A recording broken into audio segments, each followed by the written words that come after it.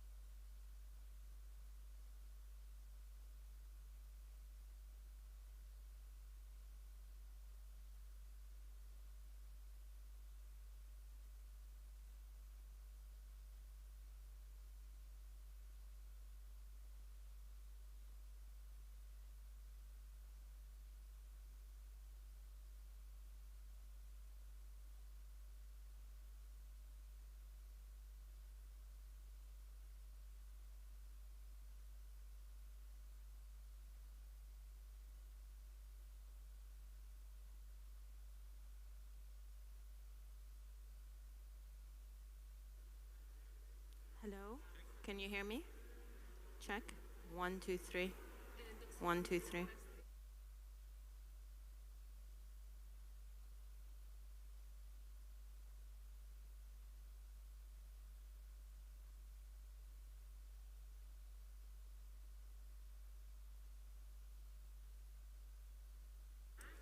One, two, three.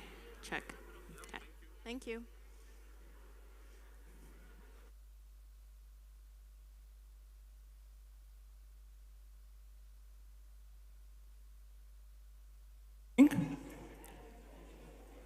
Ladies and gentlemen, shall we slowly take our seats, please? We are ready to begin.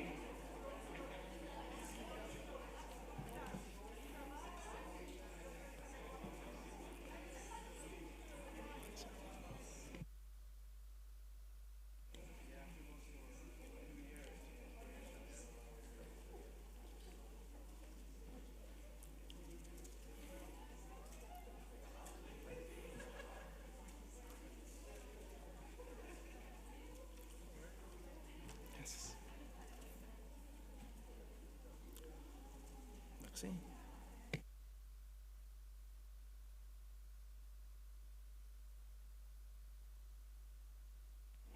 So, good morning, everyone. We are ready to begin. Esteemed Minister of Foreign Affairs, Madam Speaker of the House of Representatives, Deputy Secretary General of the Council of Europe, Excellencies, distinguished participants, dear friends. It is a pleasure to welcome you in Nicosia to this hybrid conference co-organized by the Council of Europe and the Ministry of Foreign Affairs of the Republic of Cyprus, a conference that focuses on the role of foreign policy in advancing gender equality. Your presence here underlines the fact that we all share a mutual commitment to address the challenges and obstacles faced by women today. The preparation of this conference required the cooperation of many stakeholders, in the same way that multilateral cooperation is required in order to effectively address the challenges our world is confronted with. This conference is part of events honoring the 60-year anniversary since Cyprus joined the Council of Europe in May 1961. This anniversary offers us an opportunity to take a brief step back and reflect on the achievements of member states and the Council of Europe itself, from defending children's rights to gender issues, from protecting our fundamental freedoms and vulnerable groups to fighting corruption and terrorism, from the abolition of the death penalty to significant initiatives and actions to protect and cherish cultural heritage. The Council of Europe, ladies and gentlemen, is an agent of positive change, and we cannot imagine our continent without it. However, following years of progress, the COVID-19 pandemic has demonstrated a backlash against human rights, having a disproportionately negative impact on women. In times of crisis, women's rights are often the first ones to be questioned and undermined. The pandemic has highlighted that without coordinated international action, the most vulnerable are the first ones to suffer. We must no longer accept this and the reversal of these rights. So it was particularly groundbreaking when Minister Christodoulidis decided to include the gender dimension in our foreign policy by appointing a gender advisor back in 2019. The results and fruits of this decision we experience with you today and as every other day. Gender equality, dear friends, is not a separate women's issue. It affects everyone, and it also benefits everyone. Research has repeatedly shown that gender-equal societies enjoy stronger economic growth, more sustainable development, higher security, and better health. Let us then turn the clock forward on women's rights and give half of the society the opportunity to build the world we all seek. I'm looking forward to hearing the experts' views on the matter and wish you all a successful and results-oriented conference. Let me now call on the podium the Minister of Foreign Affairs of the Republic of Cyprus, Mr. Nikos Christodoulidis, for his opening remarks. Thank you.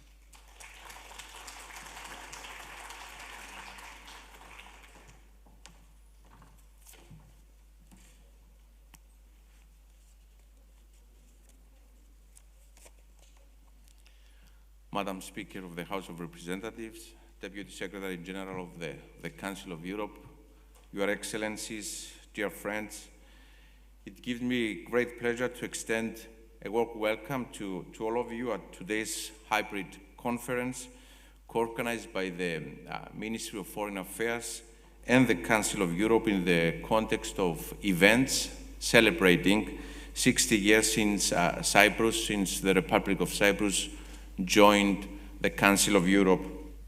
At the outset, I wish to express my warm appreciation to the Council of Europe, to my associates at the Ministry, and to all who have contributed and supported the organization of this very important conference, which comes at a time when the issues that we will be discussing are especially relevant. Discussing women's rights, and in particular, the role that foreign policy can play in the advancement of gender equality with policymakers and experts from across Europe, sends an important message in relation to our collective determination, together with our counterparts from member states and our partners at the Council of Europe Secretariat, to keep driving forward on these all-important issues for the whole of humanity. At the same time, we hope that the deliberations of the conference will bring added value in practical terms when it comes to the design of concrete policies and practices, which in turn can have a real and tangible impact on the daily life of women and girls. As the title of the conference suggests, we are not gathering here to celebrate gender equality, as we still have a long way to go before we achieve this noble goal. We have convened rather in order to identify common challenges as well as pushbacks and obstacles faced by women, and to discuss ways in which this can be more effectively addressed. Following decades of steady progress, I can say, in the pursuit of gender equality, the COVID-19 pandemic, as was very correctly mentioned by George, has unfortunately resulted in a backlash against women's rights and has served to further reveal persisting inequalities by uncovering weakness in existing mechanisms aimed at promoting the rights of women and girls. Throughout the world, we have seen instances of violence against women in all its forms rise in frequency during consecutive waves of lockdown, while sexual, health, and reproductive rights of women have also been increasingly infringed upon, confirming that we already knew, what we already knew, namely that in time of crisis, women's rights are the first to be impacted negatively. At the same time, conflict, unrest, and natural disasters have given rise to particularly worrisome situations, like, for example, in Afghanistan, and darker reminder of the current realities. To safeguard women's rights, we need collective action. The responsibility for the promotion and acceleration of women's rights rests primarily with all states, and therefore effective action needs also to be undertaken within the multilateral framework. So foreign policy can and should be used as a diplomatic and political tool in the promotion of women's rights, complementing national, regional, and international efforts in this direction.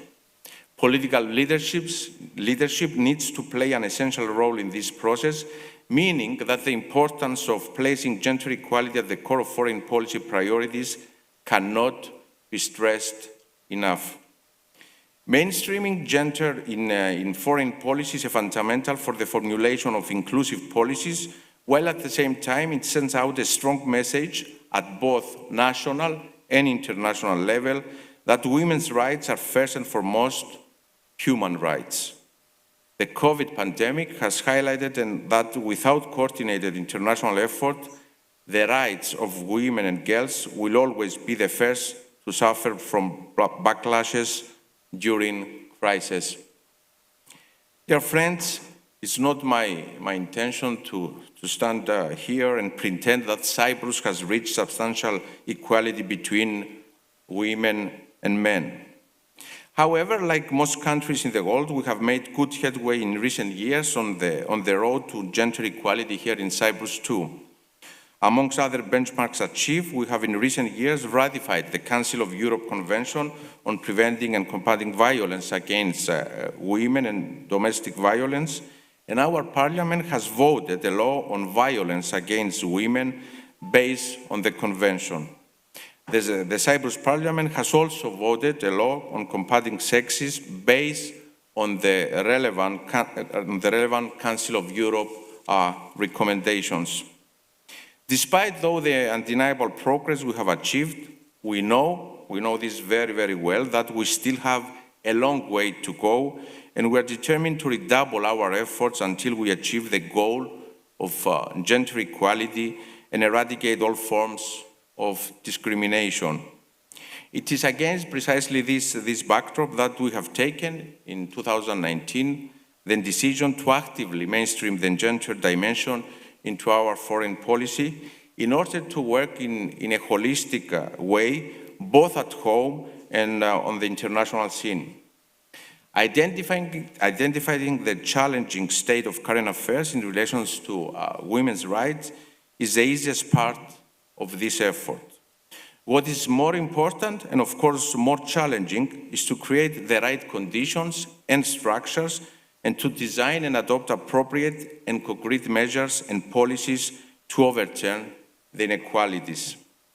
Since 2019, we are moving strategically in order to mainstream gender in our foreign policy. Slowly, but surely, we are achieving some of practical goals we have set, and we are moving on. It is not easy, and we take nothing for granted. During this conference, you will have the opportunity to hear in detail about what we have been doing at the Ministry of Foreign Affairs, taking inspiration from countries that lead the way when it comes to mainstreaming gender into foreign policy, and even designing and implementing a feminist foreign policy. Dear friends, in conclusion, gender equality and the promotion of women's rights are not a one-dimensional issue and cannot be addressed as a casual, piecemeal, or in ad hoc base in the context of dealing with other issues. They must be included on their own merits as issues of priority in our daily routines, and they must be addressed holistically and horizontally through actions in various sectors across government, including through foreign policy.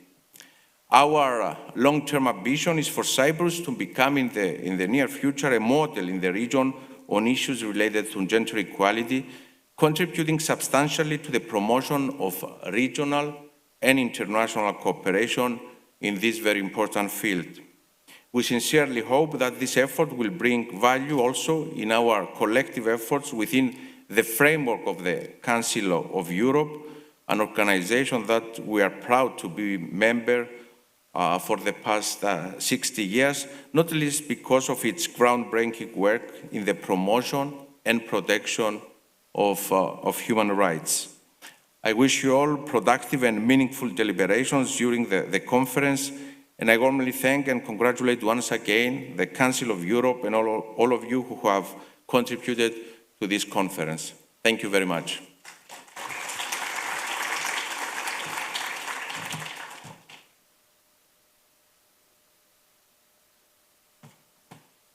Thank you, Minister, for a very substantial and holistic speech, underlining also the efforts taken by the Ministry and the government in the last 2 years. I now have the pleasure to welcome to the podium the Speaker of the House of Representatives, Ms. Anita Dimitriou. Please, Madam Speaker.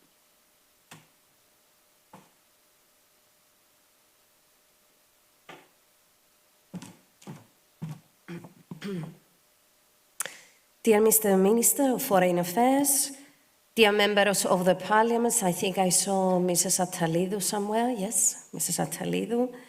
Dear Commissioner for Citizens, dear Deputy General of the Council of Europe, Excellencies, distinguished fellow speakers, ladies and gentlemen, it is with great pleasure that I have accepted your kind invitation to address this conference, and I would like to congratulate the Ministry of Foreign Affairs for this excellent initiative, and personally Mrs. Josie Christodoulou, as it signifies a major step in our efforts to bridge the gender representation gap in diplomacy, foreign policy, and international security. The commendable work of the Council of Europe in this field guides and reinforces our efforts. The adoption of a holistic and horizontal approach to gender mainstreaming in foreign policy has already yielded some positive results. The recent appointment of 2 prominent female ambassadors in the permanent mission of the Republic of Cyprus to the UN office in Geneva and the permanent representation of the Republic of Cyprus to the EU is definitely a positive step forward and a testament to the existing political will and commitment. Ladies and gentlemen, the glass ceiling is cracked, but is not broken. The path to gender parity in foreign policy is long. We must therefore use the current momentum to turn the crisis into an opportunity and to address particular challenges which impede Cypriot women from building a career as diplomats and from engaging in peacemaking and conflict resolution processes.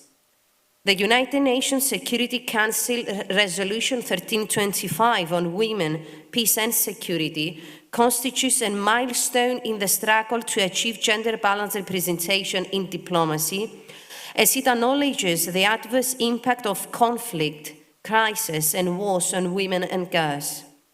Soon after the Taliban's return to power, I addressed a letter to the presidents, to the speakers of the parliament and international parliamentary organizations stressing the need for prompt joint action to protect the human rights, especially on women and girls in Afghanistan, and to provide them humanitarian assistance and support.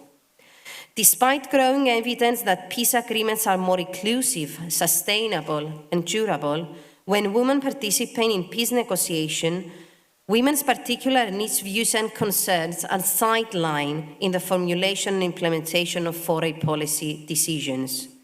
The role of women is still undervalued in peace building and post-conflict reconstruction.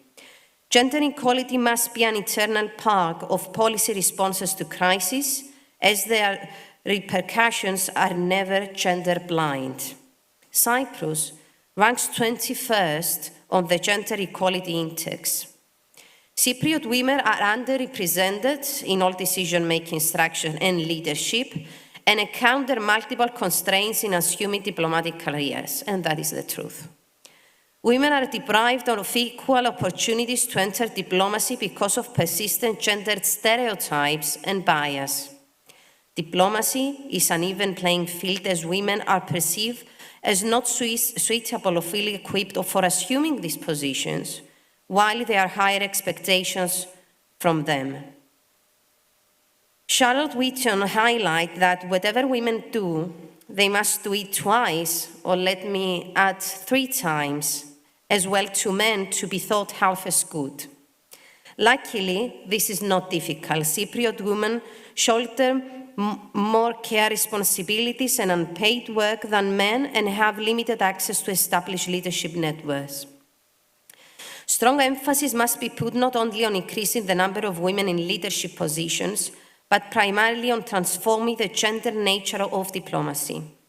In this regard, we must demonize a cultural shift to reconstruct the perceived image of a successful diplomat. It is imperative to change mindsets by eliminating the expectations, cultural norms, stereotypes, and prejudices which hold women back from assuming leadership positions and diplomatic careers. We must adopt target measures for better reconciliation of professional and family life through the provision of adequate care structures, ensuring that both genders share caregiving burdens. It is crucial to enhance female leadership skills, networking, and capacity building. Investing and mobilizing adequate human and financial resources in gender mainstreaming in foreign policy is a necessary requirement. The collection of sex disaggregated data is a valuable tool for monitoring the progress achieved. In my capacity as the first ever female parliament president, Speaker of the House, and of course WPL ambassador on behalf of the Cyprus House of Representatives, I'm committed to keeping gender equality high on the political agenda and initiating progressive legislative reforms that advocate gender equality. Amid rising femicide incidents worldwide, I have recently tabled a bill aiming to amend the penal code to introduce the offence of femicide. Very correctly, the Minister of Foreign Affairs mentioned before that the Parliament already passed and ratified the Istanbul Convention, and we also passed a law combating sexism. In all the public statements, speeches, and interviews, I personally and the members of the Parliament stress out the multiplying benefits stemming from the gender equality strategy. According to Christine Lagarde, when women do better, economies do better. Pursuing gender equality is crucial for achieving the 2030 Agenda for Sustainable Development and building forward a more sustainable, representative, equitable, and inclusive future where the full potential of both genders is untapped. I aspire to portray a positive female role model to lead the way for more women in leadership and decision-making structures. Dear friends, I wish you every success in your deliberations, and again, congratulations for this great initiative.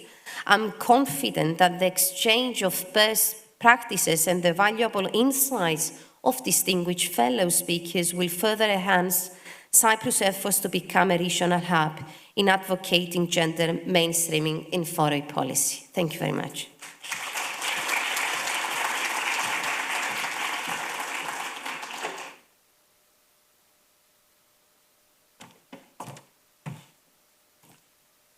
Thank you, Madam Speaker, for a most inspirational speech, outlining also the initiatives taken by the House of Representatives. Indeed, the ceiling is cracked, but we have a long road until the ceiling is broken. Thank you. And now I have the distinguished pleasure to call on the floor the Deputy Secretary General of the Council of Europe, Mr. Björn Berger, to share the thoughts and ideas of the Council of Europe on this particular matter. Please.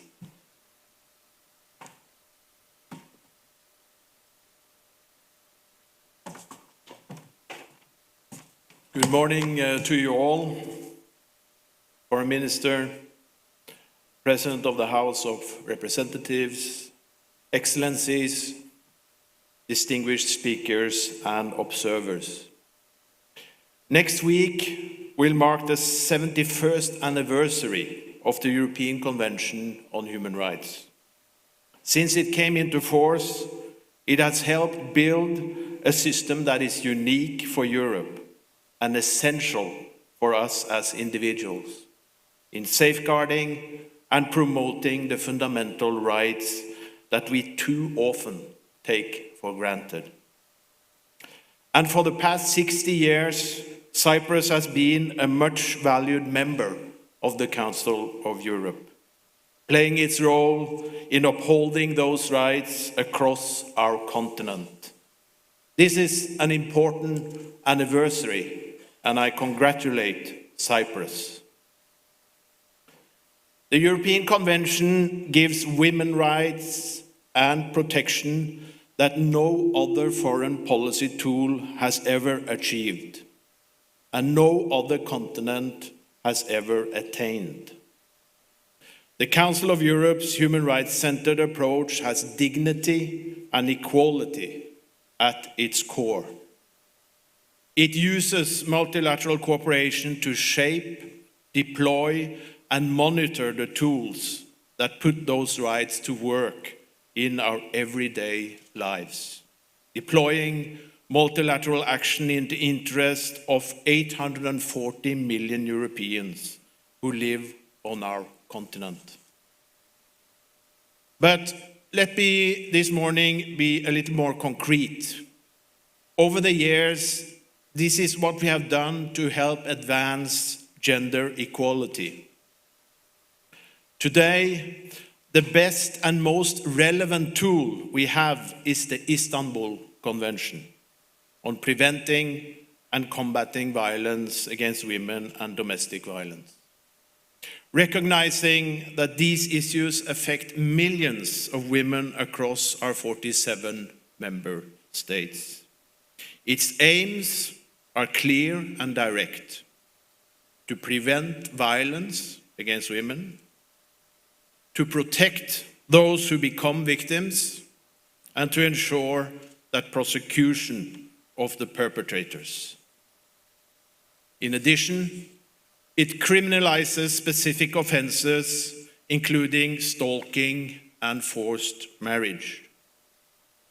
But what is most important is that the governments of each of its 34 states parties have changed domestic law to ensure that the terms of this international gold standard treaty are met and women are better protected.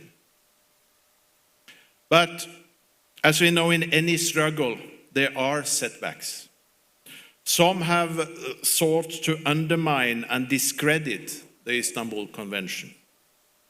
However, we have mobilized to the effect that other states are in fact in the process of joining the Istanbul Convention, most recently Liechtenstein and the Republic of Moldova. Let us hope Ukraine, Latvia, and the United Kingdom will complete that journey very soon. They are right to join, because this treaty provides protection that no government alone can match. Higher standards of protection, a unique, independent international monitoring mechanism to assist compliance. And last but not least, it provides a platform for international cooperation that allows perpetrators to be brought to justice. This is multilateralism at its best, and it works. But dear friends, it is just one of many different gender equality initiatives that we have undertaken over the course of several years. Let me this morning give you 3 additional examples. First, on female genital mutilation. Our member states adopted a declaration in 2017 asking European governments to support victims and those at risk. This included recognizing female genital mutilation as grounds for international protection, helping women and girls to flee from danger. Since then, a number of countries have taken measures to prevent and detect this crime and to gather the important data and information that leads in turn to us better being able to combat it. Secondly, on the women's rights to equal pay, our social charter has been crystal clear for the last 50 years. And there has been progress, but certainly not enough. So earlier this year, our Committee of Ministers made recommendations to help member states improve where they have fallen short on their commitments. And already I note governments have reacted with positive steps, including the introduction of workplace gender equality indexes and gender wage mapping. Lastly and third, our second and current gender equality strategy addresses a range of key challenges. High on that list is the need to prevent and combat the gender stereotypes and sexism that reinforce all aspects of inequality between women and men.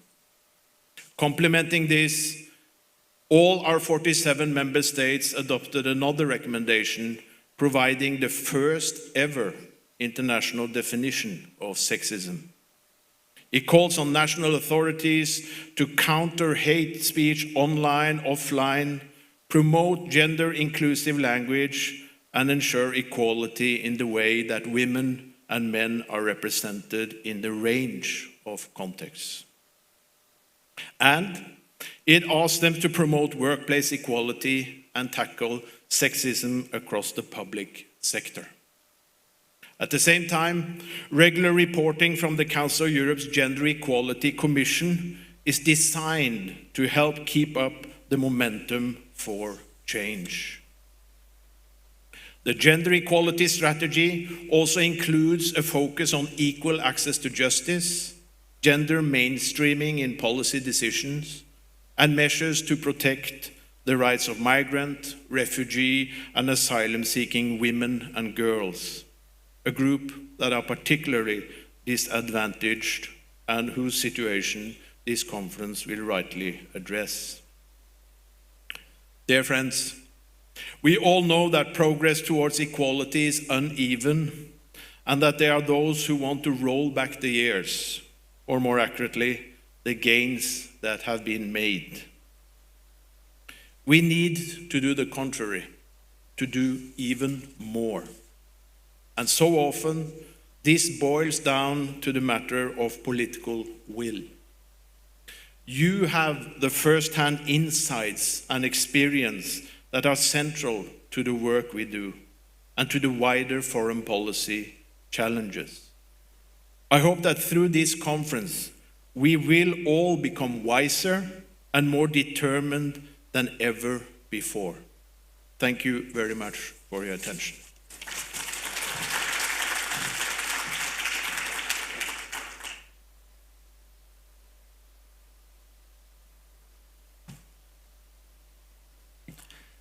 Thank you, Mr. Deputy Secretary General Bjorn, for a very also inspiring speech. You gave us something positive to look for, initiatives taken by the Council of Europe, not only concerning the Istanbul Convention, but other measures as well. Indeed, we have become wiser, and we are looking now forward to beginning the more expertise, the more expert part of our conference. Let us now begin with the first session, talking on the role of multilateralism in the promotion of women's rights. Let me call on the stage the moderator, Dr. Iosifina Agapiou.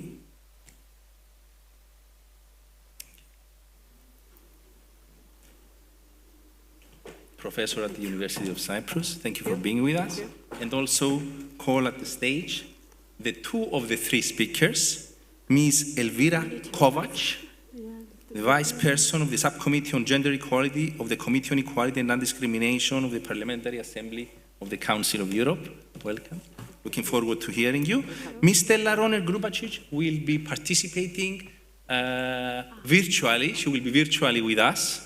So this is a hybrid conference. Unfortunately, she couldn't make it, but we look forward to listening to her ideas and telling us about the work the European Union External Action Service is taking on these matters. And also Ms. Alia El Yassir, the Regional Director for Europe and Central Asia, UN Women. Welcome. Looking forward to listening to your ideas. Thank you.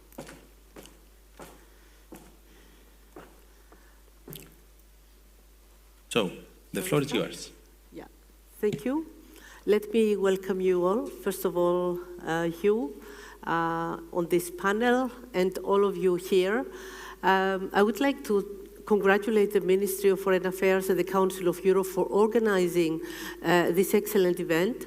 And what was, I would say, rather unusual is that all the previous distinguished speakers, Your Excellencies, did not stay to, let's say, what we usually say. It was very substantial what you have said.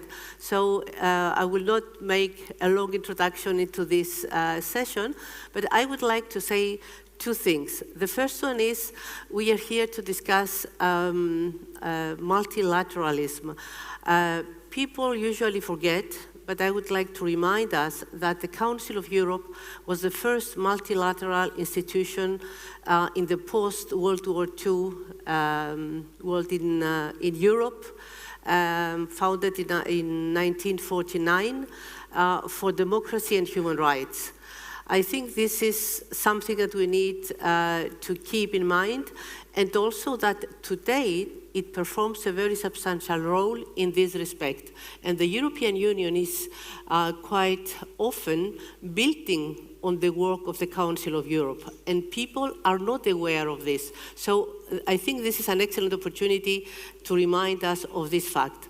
And as an introduction to this session on multilateralism and the challenges for foreign policy and women's rights, I'm coming a couple of days ago from Venice, from the Global Campus of Human Rights, where we have organized the Venice School and hosted a panel of 3 Afghan women.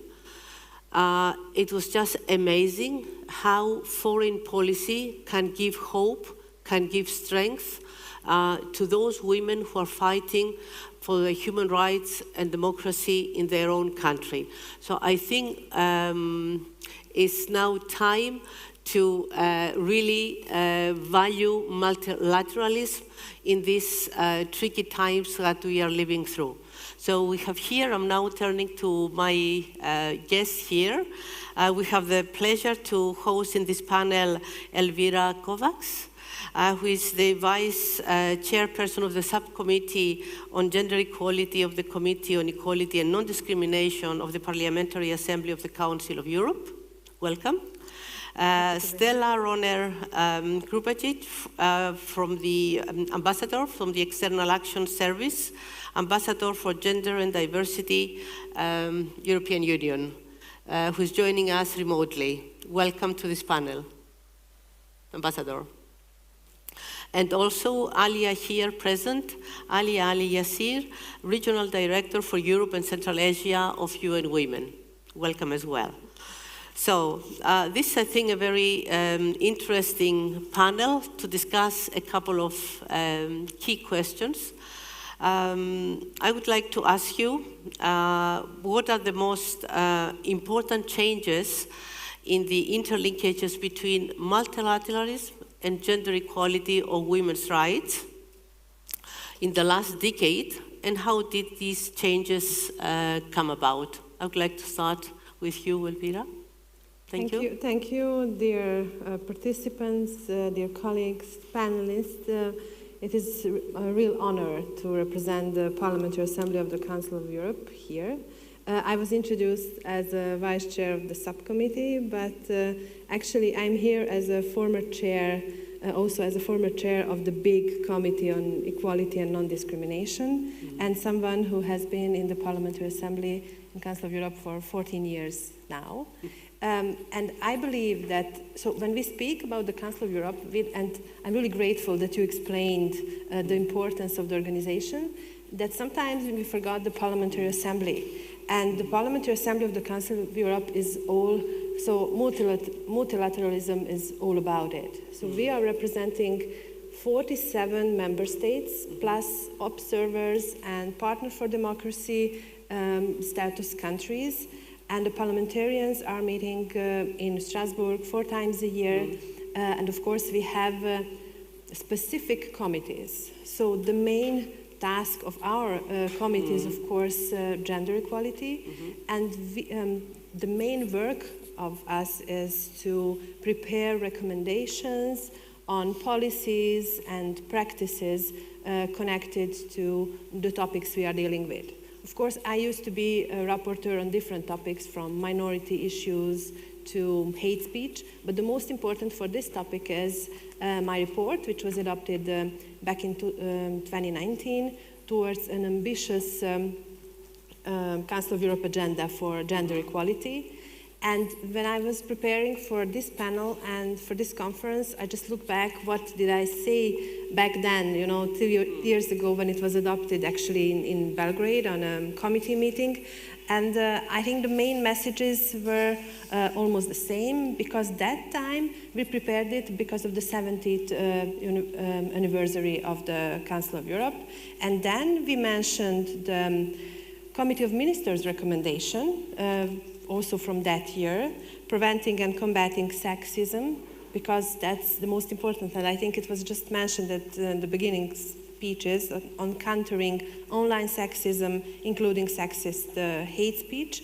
But on the other side, the main work of all of us multilaterally is, of course, how to grow the number of women on high political so to improve women's political participation and representation, and that's the reason why our assembly, the Parliamentary Assembly, adopted also the resolution 2111 on assessing the impact of measures to improve women's political representation. And on the other side, not only the Parliamentary Assembly, but the Committee of Ministers on balanced participation of women and men in political and public decision-making.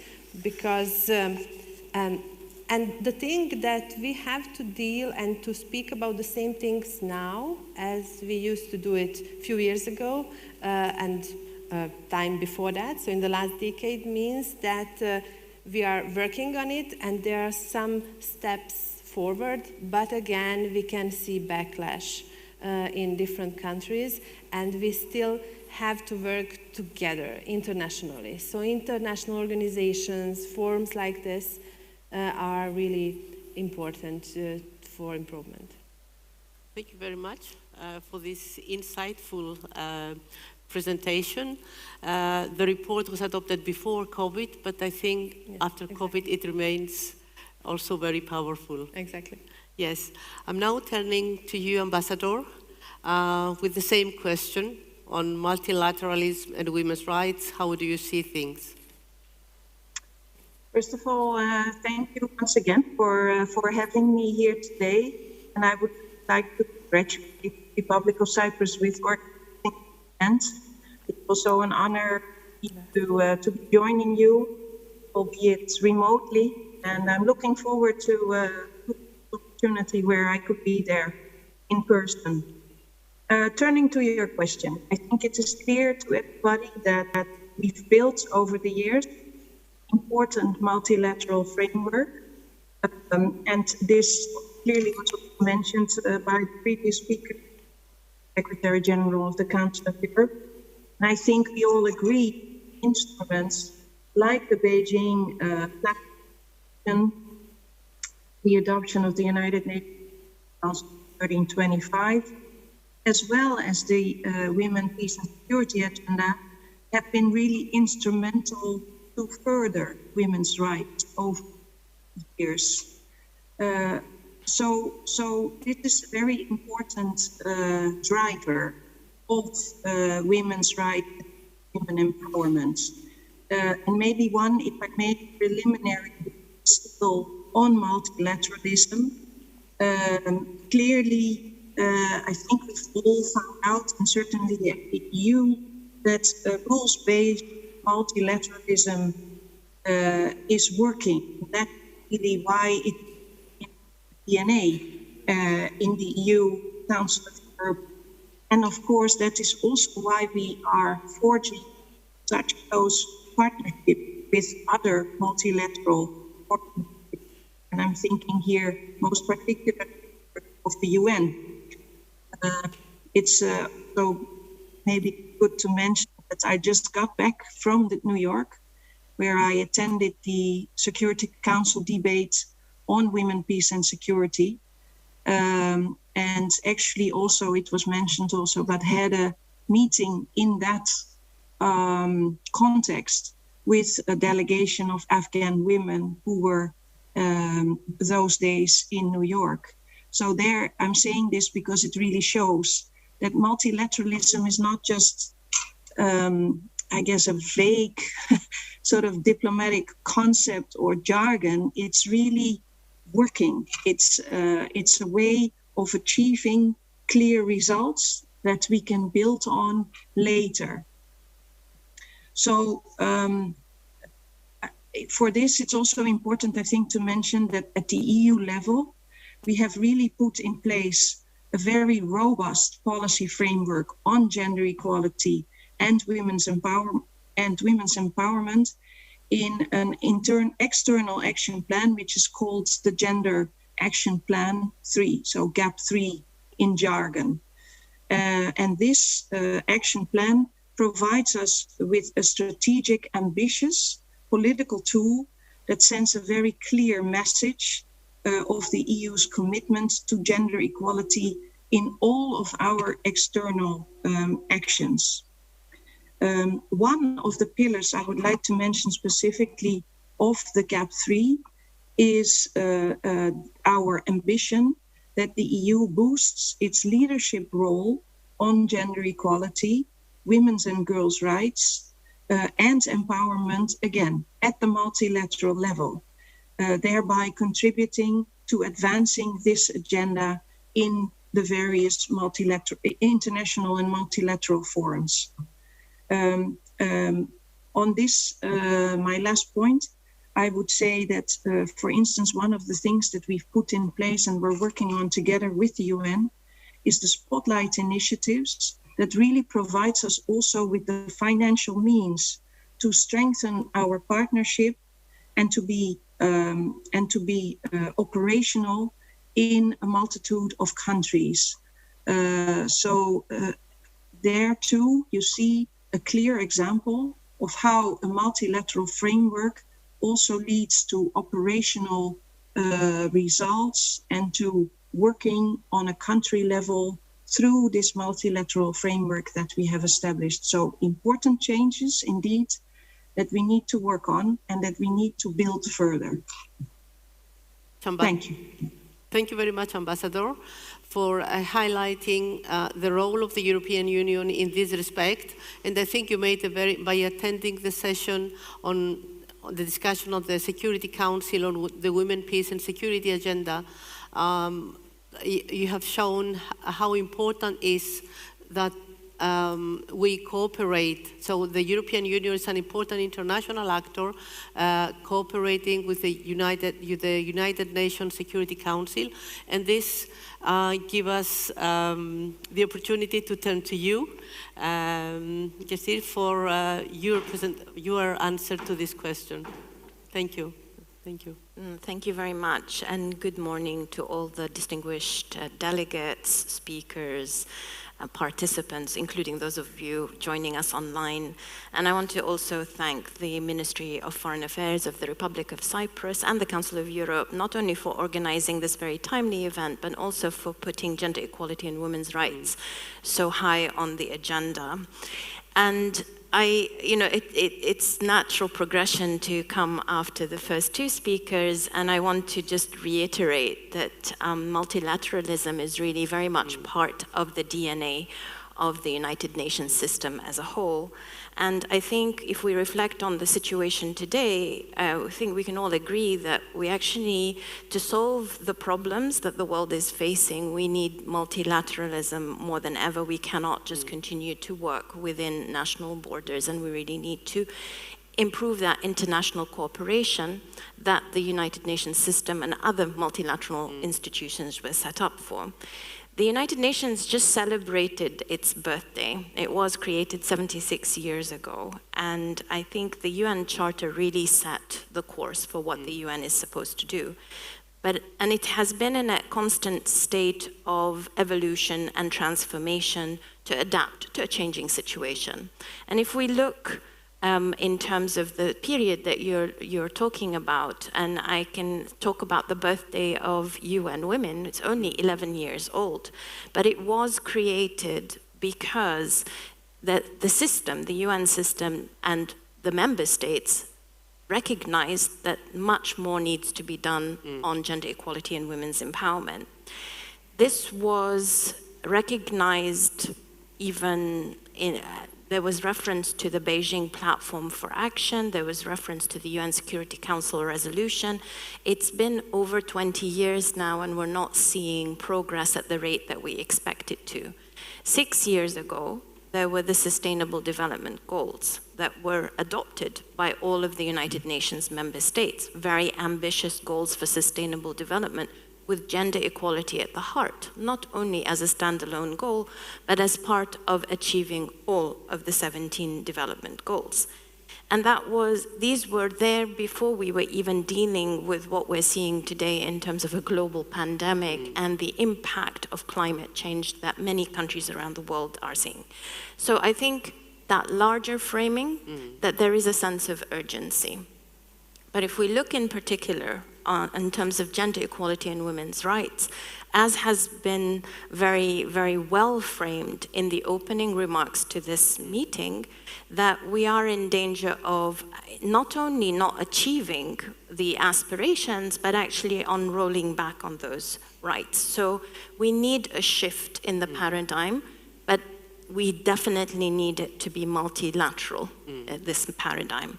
I think in the last 10 years, we've seen this growing movement of the so-called anti-gender ideology, and this is what is threatening to undo the decades of work and activism that has been undertaken by multiple stakeholders, including many member states represented in the Council of Europe and in the United Nations. So whereas the concept of gender was developed to really unpack what was socially constructed in terms of characteristics of people, that this movement, this anti-gender ideology, is actively working against gender as a concept to be socially accepted. So there really has been this very big shift in the last 10 years. And it's difficult to really look at the arguments that have been used in this anti-gender ideology movement, because there are no, unlike what has been done through the multilateralism between member states, there are no real standards, there's no consistency, and there's no coherence. So we're really trying to grapple with something that the multilateral systems are not adapted to do. So that's why we need to shift this paradigm. Gender now currently is being equated with perversity, with threat. And it's seen as a foreign invasion in many places, as an infiltration. So these are the forces that we're having to deal with, and I think that intergovernmental organizations like the United Nations, like the Council of Europe, like the EU, have to do something a little bit differently. And I believe that foreign policy does play a really critical role in this. So I hope that the conversations in this meeting will help us to unpack that a little bit. But these are kind of some reflections on what we've seen in the last 10 years. Thank you very much. Indeed, we need a paradigm shift. And you also highlighted the challenges that we are witnessing and how we move forward. So this leads me to my second question that is linked to the COVID-19 pandemic, which changed everything, which exacerbated inequality between men and women. But hopefully enough, all this time that you mentioned, all these decades, international organizations have produced a lot of conventions, tools to cope with many situations. So my question is, how do you see the role of international organizations at this point in time? So in the post-COVID, so we are still in, but let's say in this the situation that the COVID-19 pandemic created, how do you see the role of international organizations? I'm turning to you again, Elvira. Yeah, it is indeed the question if we are in post-COVID time or still in pandemic. Unfortunately, the numbers all around Council of Europe member states, in some member states are better, in some member states are getting worse. But anyway, when we speak about the Parliamentary Assembly of the Council of Europe, firstly, because of safety reasons, we did not have sittings during 2020. Actually, we missed 3 sessions, but from now, from the end of last year, we are working in hybrid mode.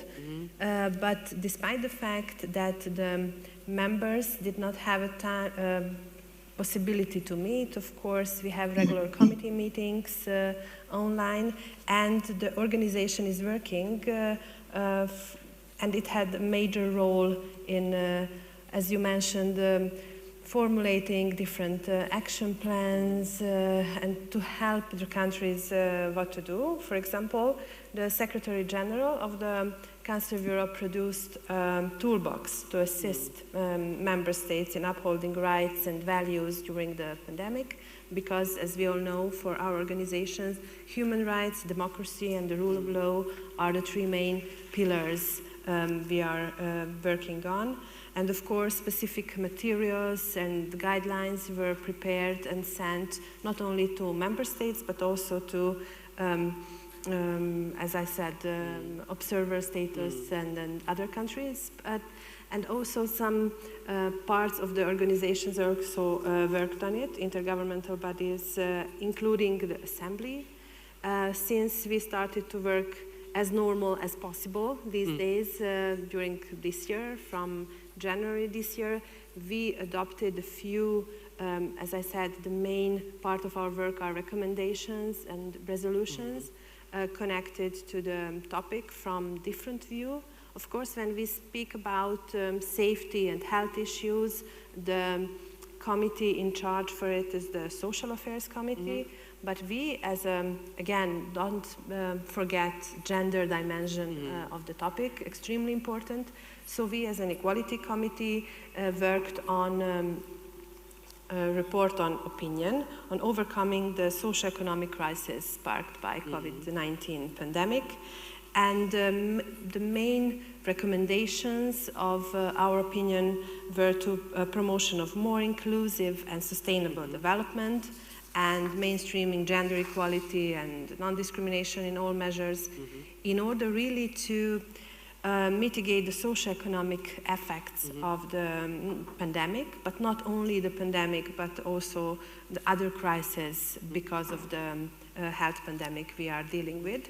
And one of the main foundations, so the main ideas was that data collection is important, of course, disaggregated data by gender. And the last year, as I mentioned, since we worked on a lot of recommendations, I believe that one of the most important were on upholding human rights in times of crisis and pandemic, gender, equality, and non-discrimination. And we focused on the topics we heard in the introductory speeches, that of course women are more affected by the pandemic because of the lockdowns back at home, homeschooling, low paid or non-paid jobs, and that's the reason why, as you said, everything changed, but we have to be sensitive on these issues. Mm-hmm. Thank you very much.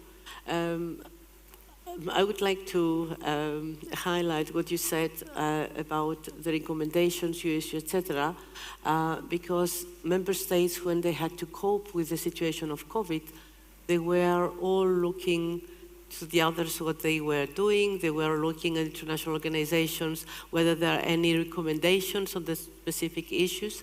And I think in terms of democracy and human rights and women inclusion, the Council of Europe has been instrumental. I'm now turning to you, Ambassador, for the EU perspective on COVID and the situation. The instruments that the European Union has developed or is developing in this respect. Thank you again. It's clear what you said, that of course the pandemic has exacerbated the inequalities and also increased enormously the level of gender-based violence that we see around the world. So here too, we are really facing very challenging times to deal with this.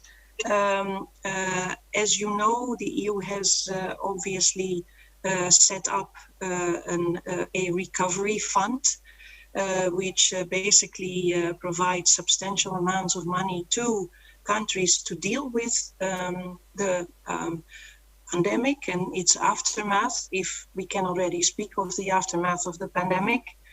Having said that, I think it's also good to highlight here that when it comes to dealing as such with the fact that indeed inequalities between men and women have increased rather than decreased over the past year and a half or almost 2 years,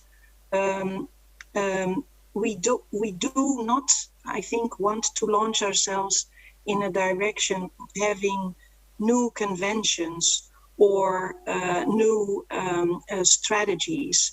I think what is really important now is rather than new conventions, that we really start working, working more on an effective accountability system, whereby we can really measure achievements and also, of course, identify the shortfalls within existing rules. So what we want is, we want the conventions, the directives, action plans, and other tools that we have to be upheld and to be implemented, including through monitoring. And that, I would underline, is really where the hard work lies. I keep saying that in many of the presentations that I do. In a way, coming up with strategies is the easy part, but it is the implementation which is the really hard work. So that is also, by the way, the case that we are looking at now, again, with regard to Afghanistan, that of course, like other countries, has also been struggling with the pandemic. And now we need to see not only how we can implement the initiatives and commitments that we have taken with regard to the situation of women and girls in Afghanistan, but we actually have to do it. Again, this is a huge challenge. And the second really important element I wanted to share with you in this is the only way that we can do this is really by working, all of us, you sitting there and us here, by working really together. It is really through this joint effort and through cooperation that we are at our best. So here I'm really very pleased to be able to say that we have this close cooperation with the Council of Europe, with the UN, but in addition to that, of course, there are many other organizations that are worthwhile mentioning in this regard, such as NATO, but also G7 and G20. We're really working hard to increase our cooperation on these levels as well. And for instance, we are actively participating also in a G7 technical working group on conflict-related sexual violence, which has been set up by the current G7 presidency, the UK. Again, this multilateral framework is immensely important, and we have all intention to continue and to strengthen our cooperation with those organizations. Thank you again. Ambassador, accountability is a very basic concept of democracy, is a key one, and implementation is very important. Happy to hear that the European Union will focus on this. Women's organizations, NGOs have been claiming to focus on implementation a long time ago, so I think it's time indeed to focus on implementation. We need to deliver to citizens. Thank you. Then now to you on the UN perspective, very briefly, and I will have one more question before closing because I think we're running a little bit out of time. Thank you. Okay, I'll try not to repeat, just to say that I think the previous speakers have spoken very eloquently about the fact that COVID-19 has exacerbated inequalities. It has also revealed existing inequalities. So I would like to say that there is actually an opportunity for us. There is kind of more of an empathy that has developed around those inequalities. So there is an opportunity for us to engage. We have to use it. And just to emphasize that the gender inequality intersects with other forms of inequality. So it's not just gender inequality that has been exacerbated. So we need to look at the whole gamut. And we have to look in line with what we're talking about today, not just the inequalities within specific countries, but the inequalities between countries. Because otherwise, if we don't deal with this, this will form that right ground for those kinds of movements, including those that are anti-gender. So we really need to address these issues. I think foreign policy has the potential to address those issues and make sure that there is not just equality, but justice and security, because they are interlinked, and making sure that that is for everyone, not for some. Otherwise, we won't. We need to continue the work that we're doing together to promote gender equality, and we need to do it now more than ever, and we have to do it through multilateralism, and that's the only way that we're going to be able to achieve this. Fully agree with the ambassador's points on accountability, and I would like to add the point on acceleration. We need acceleration of efforts. We cannot go at the same pace that we've been going, because it'll set us back in such a way that it will take us more time to even catch up to where we are today. And I'll stop there if there's an opportunity to add later. Yeah, thank you so much. So my very last question is on the ways ahead. Please, Elvira. Yeah, as a parliamentarian, since I am first of all a parliamentarian, I think that we should do at least three things. First of all, to react if there is an attack against women's rights, to react on it. And as I mentioned, the most important is to have women in crisis management, and as many as possible, more and more on in decision-making bodies and so on. And I deliberately didn't mention until now the Istanbul Convention. It was mentioned, and we all know that that is the most important instrument of the Council of Europe. So we have to work on ratification and to explain to people, do be not afraid from the term gender, because that is still the explanation of some member states why they haven't ratified the Istanbul Convention yet, because it's extremely important. We know how many problems we had with gender-based violence before the crisis, and especially after and during the crisis. And when we speak back about the Parliamentary Assembly of the Council of Europe, to lead with our own example. During our last part session in June, or in October, in September, we amended our rules of procedure. So now, somehow, we try to force the delegations that, despite the fact that they don't have, for example, 1/3 of women in their parliaments, so at least 30%, but in the delegation and on some high positions, presidential committee, bureau, and so on, so the balance between female and male politicians has to be there, parity in some time. Thank you very much. Ambassador, the ways ahead? The way forward. Right, I will be brief because you said that we are running out of time. I would just throw in a few notions here. I think the first one, in addition, of course, to what we have just discussed, the importance of multilateralism, but the other one would really be that we have to keep in mind gender equality benefits all, not just women and girls. So that really means men and boys should be included and engaged in the work that we have ahead of us. Secondly, something that I find extremely important as well is the concept of leading by example. We really have to try and make an effort to show ourselves to others, and each and every one of us can do that, his or herself, what we want to change and how we can go about that. And in this regard, I would like to just mention very briefly as well that my work while I'm ambassador and focusing a lot on external actions is also focused on internal issues.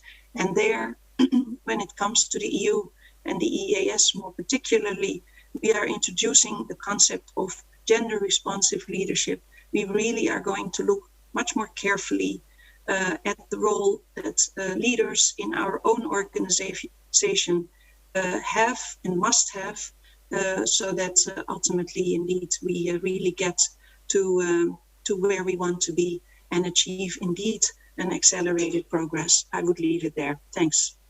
Thank you so much, Ambassador, for joining. Turning to you, Ali. Thank you so much.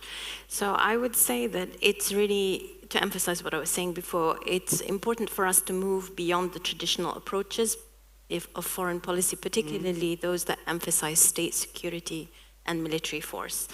To use another sensitive term, we need a feminist approach. We need a feminist approach to multilateralism because this gives us an alternative lens in which we question those traditional systems of power. So we have to move out of our habitual systems that are leaving millions of people, particularly women and girls, behind. And this does not stand with our principles as multilateral organization and individual member states represented. So we have to call also for gender-targeted and gender mainstreaming efforts. We need both. We can see so many women, and I want to also emphasize the role of young people in this, because we are talking about the future, not only that we want, but that they will live. And they're trying to make a change and a shape the multilateral agenda, and we have to open this space for them. So I think it's about involving more women and more young women and men in what we do. Let us support and invest in their initiatives. They are there. There are many networks. There are many women leaders networks. I won't go into all of them. We have parliamentarians that come together. We've got newly North Macedonia announced a Women in Foreign Policy network, which is very apt for our discussions here today.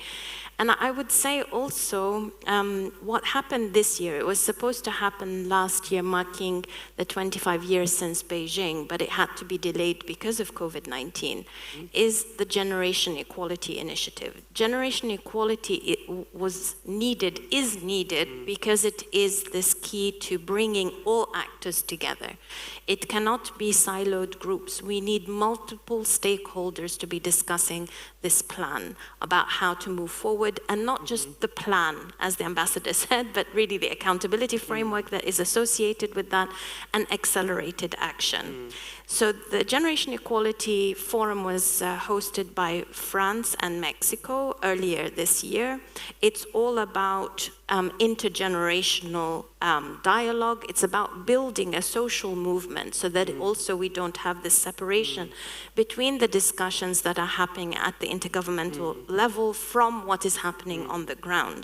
And we need to push for irreversible positive change. We saw the launch of 6 Action Coalition and a global compact on women, peace and security and humanitarian action. And actually, the members of the Council of Europe are very highly represented in this initiative. We have almost 50% of the Action Coalition leaders that are Council of Europe members. We have 36% of them additionally as commitment makers. And the board members of the Compact on Women, Peace and Security and Humanitarian Action, the Council of Europe member states account for 40%, and as catalytic members, over 70%. This is a huge opportunity for engagement. Those who haven't committed yet still can. It's still possible to become a commitment maker, to join forces, because at the center of this will be governments. Governments are the ones that are holding that substantive financing that is needed to make the changes happen at the national level, at the regional and the global levels. But we need to engage beyond governments, with civil society organizations, with youth-led organizations, with private sector, with regional organizations, with the UN more broadly. So there's huge opportunities. As I said, let us use this as a moment in time to really make that change we aspire to actually happen, and that we hold ourselves to account to those women and girls. Thank you very much. Thank you very much. I think we're definitely away of the democracy in the 60s that were state-centered, government-centered. Now civil society waits a lot beyond that. So I would like to open the floor and can take only 2 or 3 questions because we have an excellent panel here from the Council of Europe, EU, European External Action Service, and UN Women. So are there any questions from the floor? Or suggestions, contributions? Yes, please, Maria.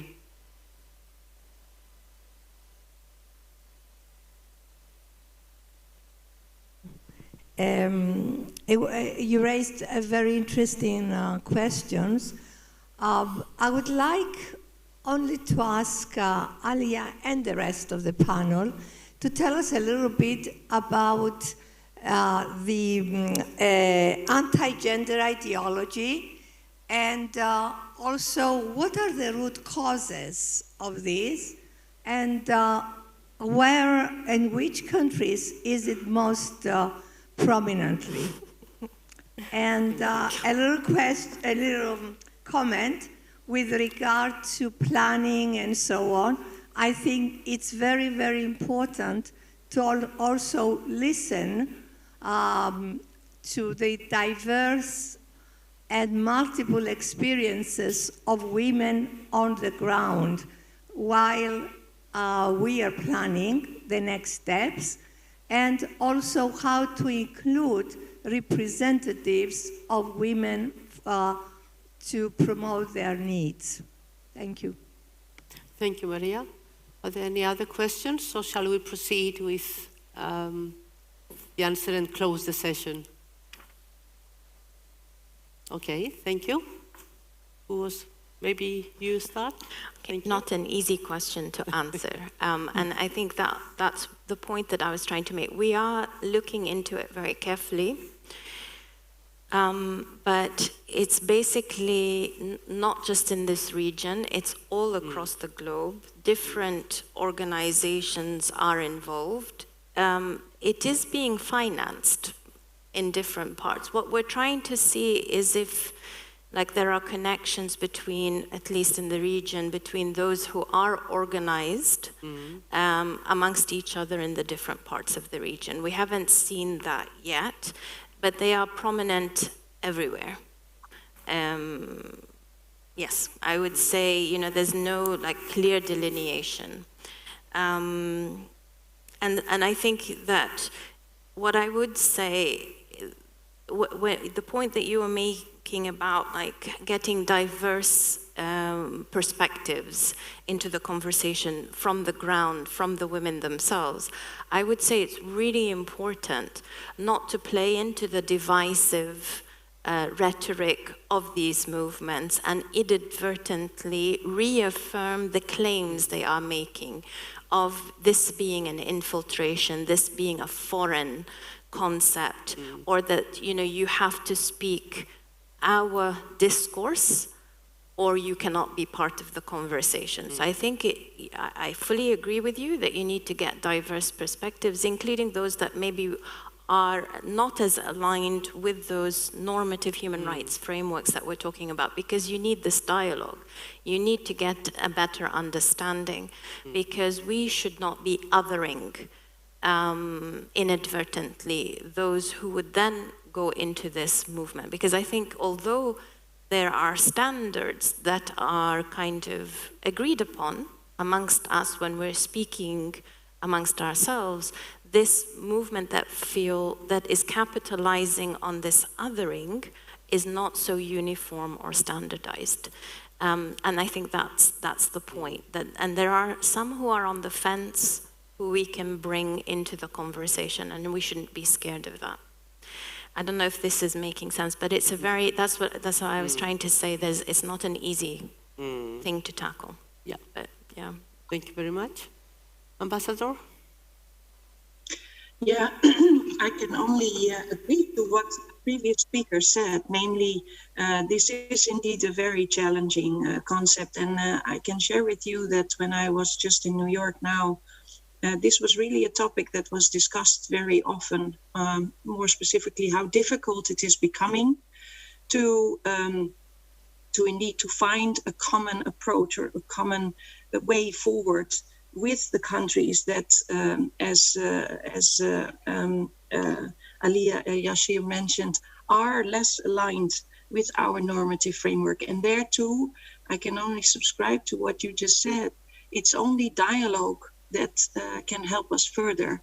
We must avoid at all costs, indeed, to get into this divisive narrative, because that would place us, it would place the EU in a position of having to, it would frame us as the organization, and with us several others, of course, that are so closely aligned with us.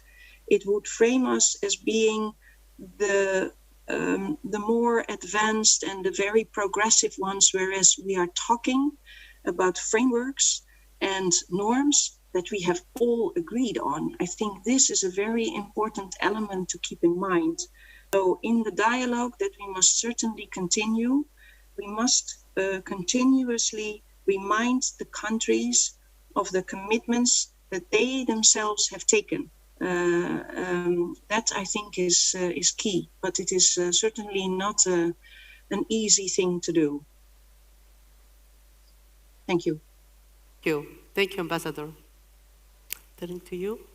Yeah, without repeating what was already said by the previous speakers, as we know, there are countries that I just mentioned previously when I spoke about the Istanbul Convention, for example, they don't want to ratify the Istanbul Convention because they don't understand the concept of gender.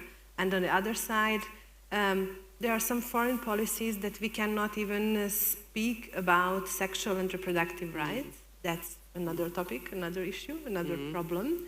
And they try to, focus on so-called traditional roles of women.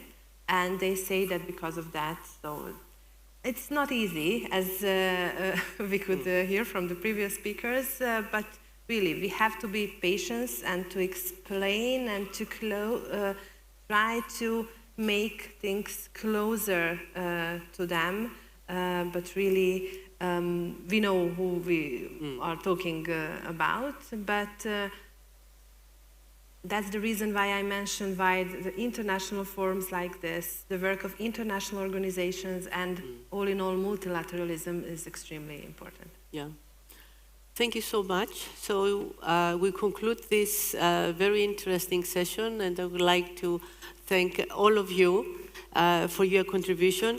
I retain that we need to focus on young people, so listen to them, engage them,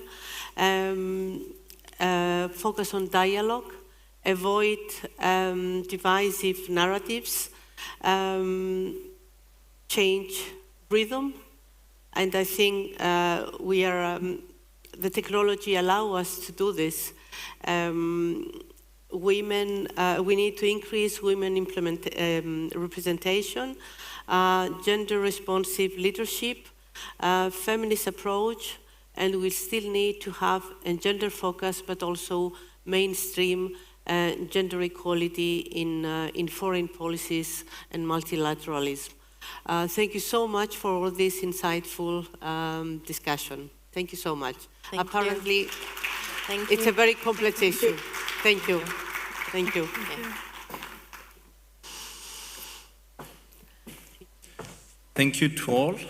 Indeed, it was a very long and interesting debate. Feminist approach to multilateralism include the young people and all the issues that you have heard for the past hour or so. So it's time for a coffee break, well-earned coffee break. I would kindly ask you to be quick instead of 20 minutes because we are running behind. Shall we make it 15? And then be back here to continue with the second session of our conference. Thank you.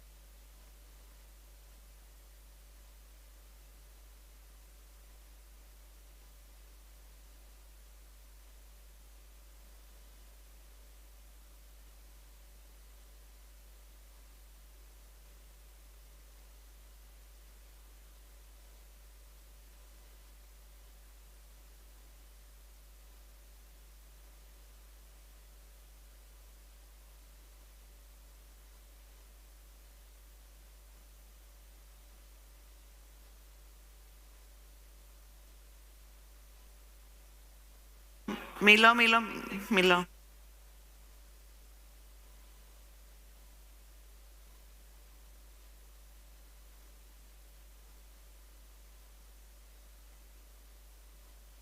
Hear me? Oh, yes, I think so.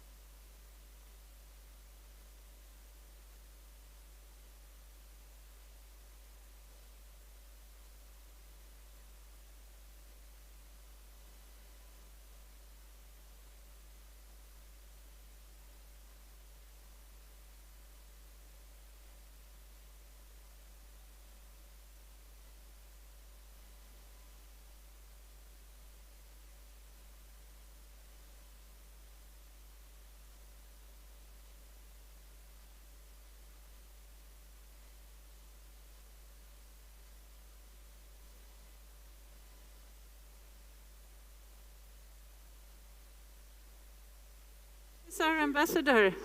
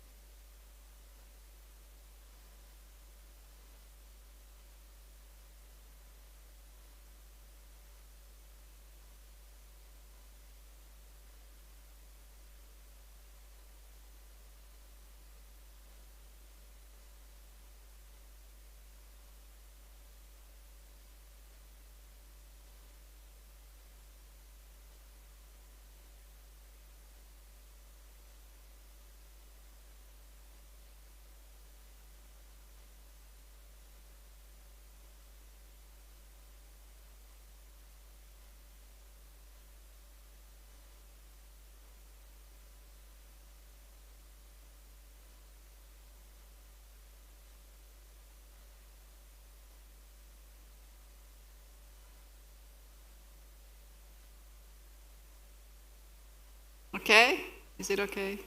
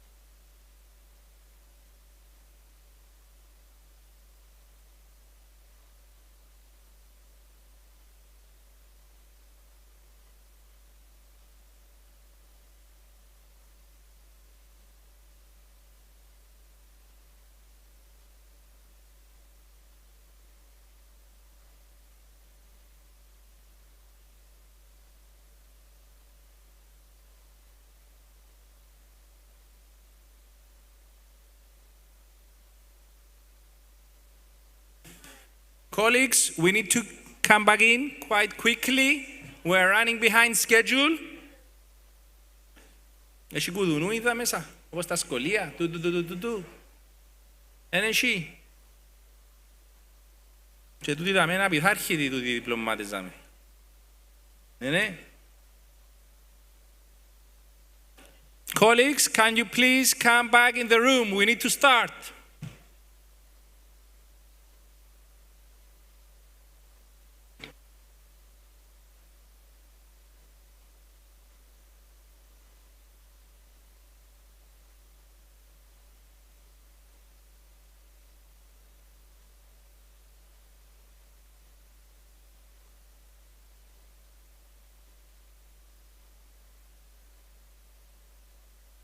And my colleague from Sweden.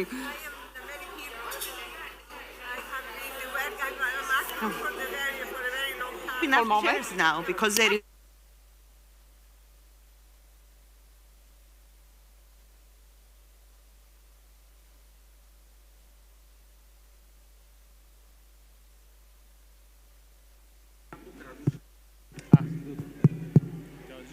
Ευχαριστώ. Time to start, colleagues. Right. Yeah. Please come back in. Please, can you please come back in the room? We are ready to start.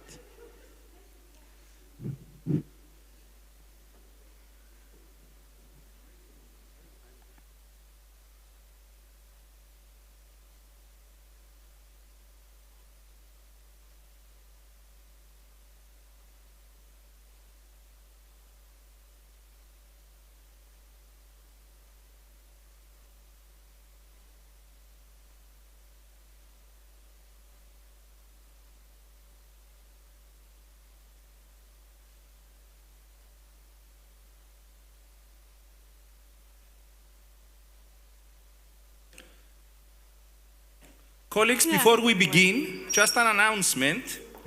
You can sit here. In the second session, we'll have a presentation also in French. Those of you who do not speak French are kindly requested to take the material for interpretation. So there is outside. Ναι. Τώρα που τους...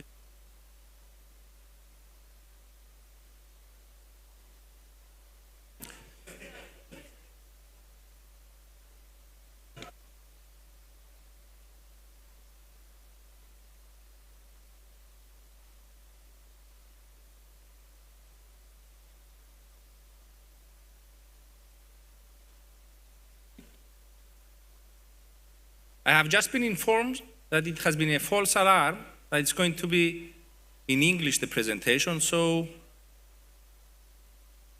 you don't need to run outside, but it would be good to practice in another language as well. On a ici avec nous l'ambassadrice de France. Alors, c'est mieux de parler. We have here the ambassador from France, so it's good to speak both languages.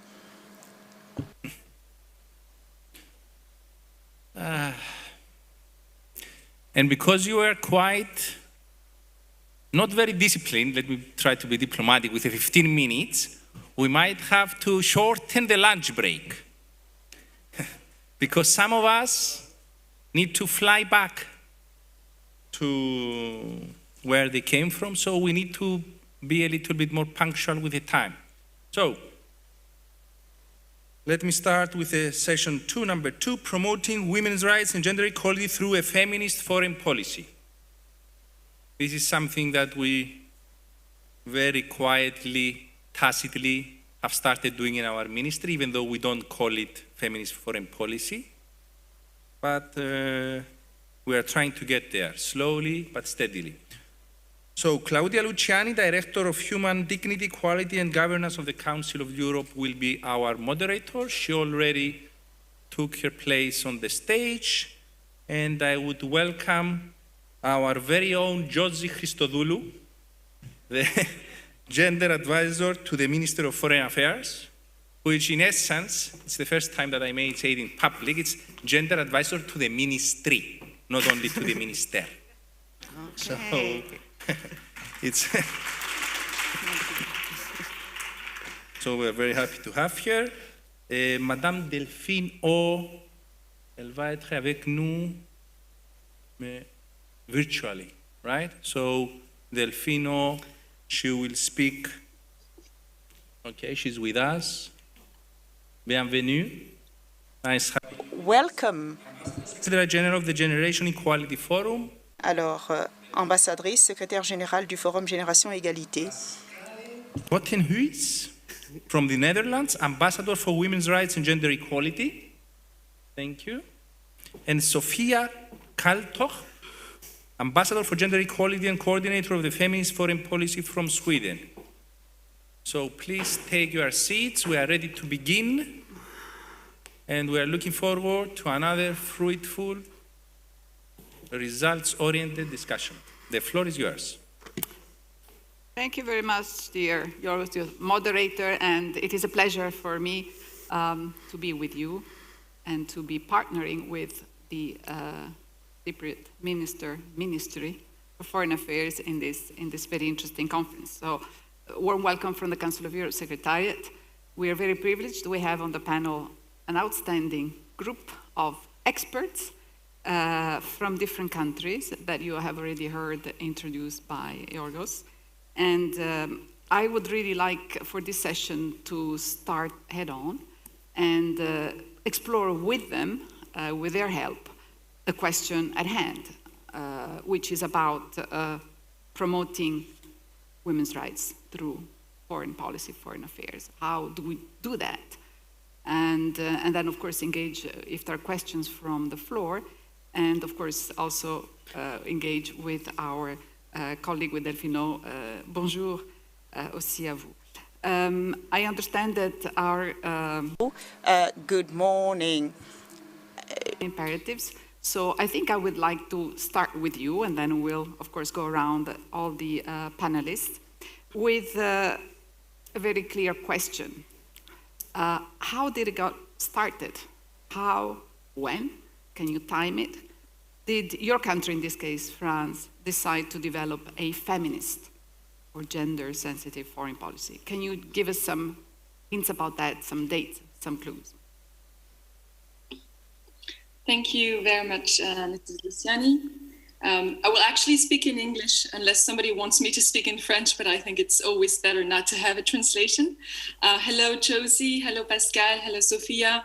Now you're making me really regret not being there in person. I'm the only one being at home.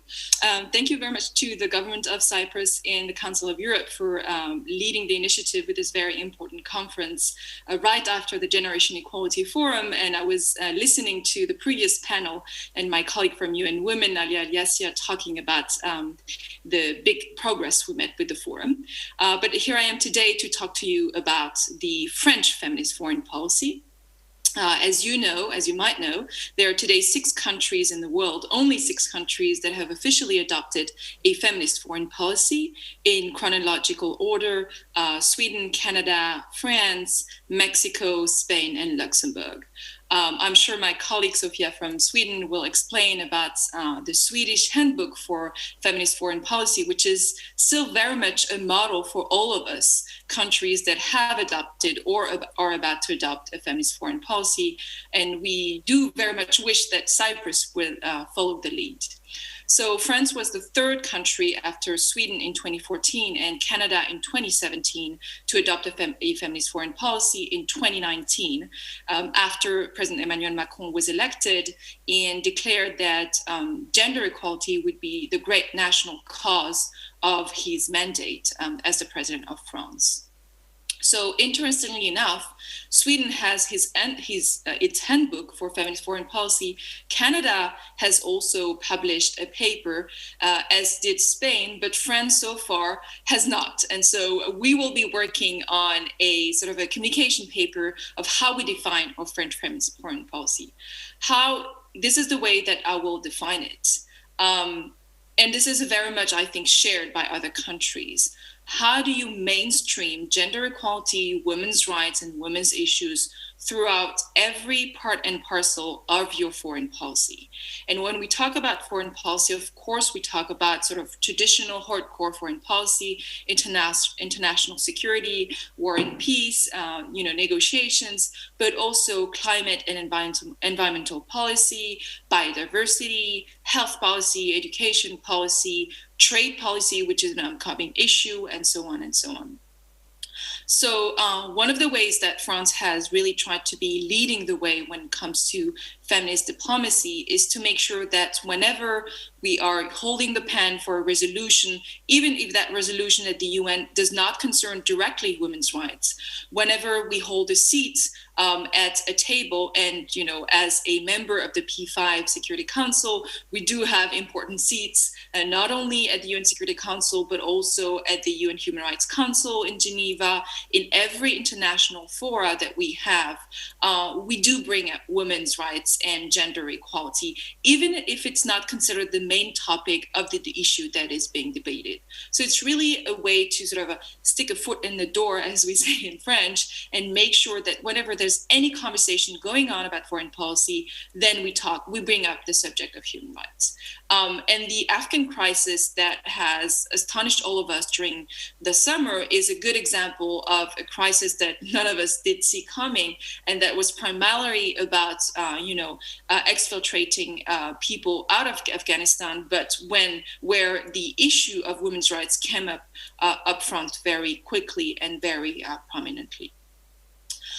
We also try to make sure that whenever we are organizing a very important multilateral events, such as the G7, for which France has the presidency in 2019, or the Generation Equality Forum, or when we have a seat, for instance, at the Human Rights Council, like this year, we make sure that feminism and gender equality is central to the issues that we're pushing for.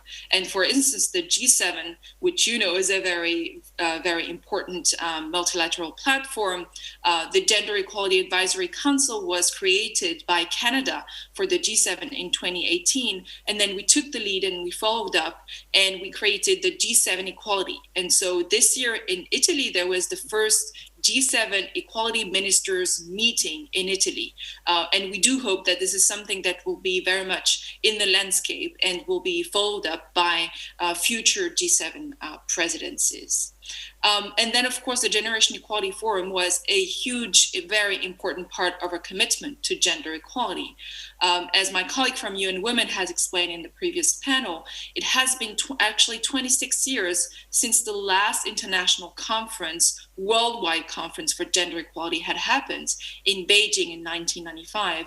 And it was, I think, a token of France's commitment to gender equality that we decided to be the co-host of this forum together with Mexico.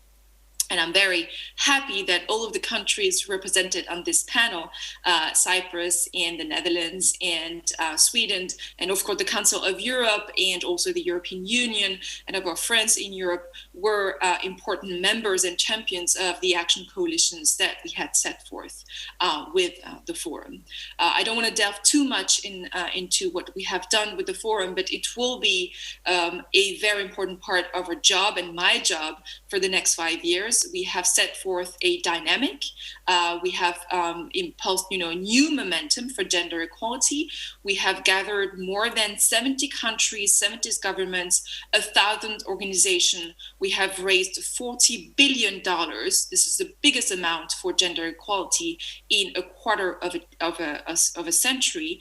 And we have 1,000 organizations, governments, international organizations, philanthropies, private sector, NGOs that have committed for gender equality for the next 5 years. So now our job is to follow up on these commitments, make sure there's an accountability framework, and to continue to gather the international community around the Generation Equality Forum. And as my colleague from UN Women said, it's still open. You know, any country can still join the momentum, still join our 6 action coalitions and make a concrete commitment in terms of financial commitment, legislative commitment, programmatic commitment, or joining an international organization or joining an international program.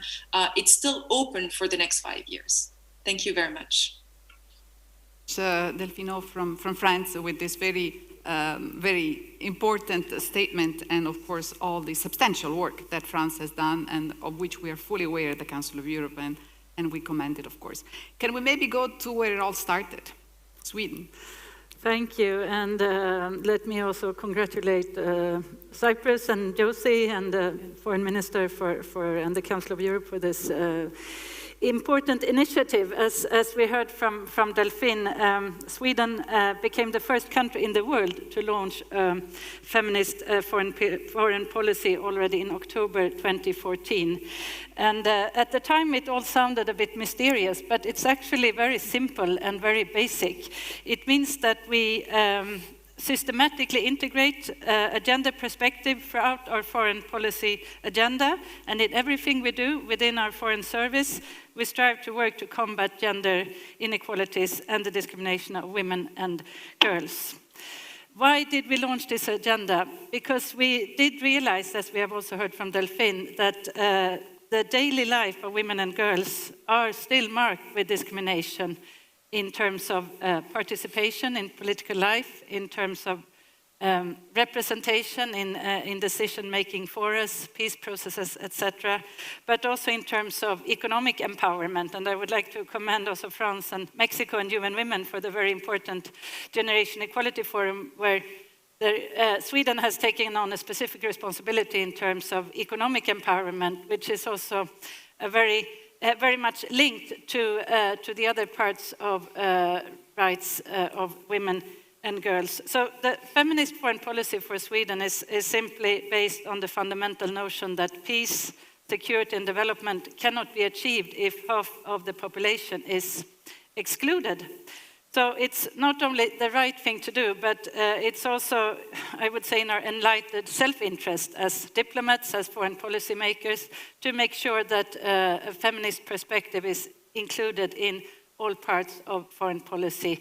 And as we heard from France, I mean, we have security policy, trade policy, development, cooperation policy, etc. So why did Sweden launch this concept? We did it not because we think we're perfect, but we do think that we need to work all together towards greater gender equality as a foreign policy tool. And I'm extremely happy that we have now, as we have heard, 6 countries already adapting the feminist foreign policy as a new standard. And as Delphine, looking forward to more countries to join this approach that we really do believe is a key one to make all our societies more resilient to global challenges. Thank you. Thank you very much, Sophia. Maybe a follow-up question on the time. Was this linked to a specific moment in international relations? Was it linked to a person, a leadership, a personality in Sweden? It was very much linked to our government and to our foreign minister at the time, Mrs. Margot Wallström, who identified this as a key priority. And I think the political leadership of our government has, of course, been of tremendous importance in institutionalizing and in a systematic way work with this concept throughout our foreign service. And being new in this position, I'm really excited to see how this has really taken root within all our missions abroad, in all aspects of our foreign policy. The concept of a feminist foreign policy is really institutionalized throughout. So that is a great achievement that we hope that we can continue to build on with others. And I can confirm in the Council of Europe, again, we feel it, we see it concretely through Sweden's pioneering role and extremely supportive role when it comes to gender equality questions, and notably the Istanbul Convention. But we'll come back to that later. Maybe we'll go to the Netherlands. Same questions for you. The when, the how, and why. Well, the thing is, we don't have a feminist foreign policy yet. But we have been since the 1970s working on gender equality and women's rights as the mainstreaming in our foreign policy. We started with development cooperation in the 1970s, and then in the 1990s, we agreed that gender mainstreaming is one of the priorities in our foreign policy. So even though we don't have the label yet, we have a request from the Senate, inspired by Sweden and France and the Generation Equality Forum, but also by the EU Gender Action Plan. Why don't we have the label? And why don't we have a feminist foreign policy? Because I think in the Netherlands, we have it in, we have gender budgeting, we have gender mainstreaming, we have been very vocal on sexual and reproductive health and rights, on women, peace and security. But the label of feminist foreign policy would mean that we actually give another push. And I, of course, being a civil servant, am not the one to decide on that, but we are preparing the grounds. We have a caretaker government at the moment, so that when the new government arrives, we have a policy advice on adopting a feminist foreign policy. And for us, it's also really important, all the things that were said, of course, by Sweden and by France, but also to involve young people. So I have a youth ambassador for SRHR, and she is 24. She has been elected by youth organizations, and she's part of our UN team. So she goes with us to the UNGA and to CSW. We also have women representatives joining our delegation. So for us, the role of civil society is really, really crucial. We are supporting the biggest SDG 5 fund also for local NGOs. So it's also the feminist movements in the South. And we were in the Action Coalition on feminist movements with the Generation Equality Forum. So for me, it would mean if we would have a feminist foreign policy, it would mean that we will give an extra push to what we've been doing all along. And the why, you said, I think the foreign minister said it very eloquently, women's rights are human rights.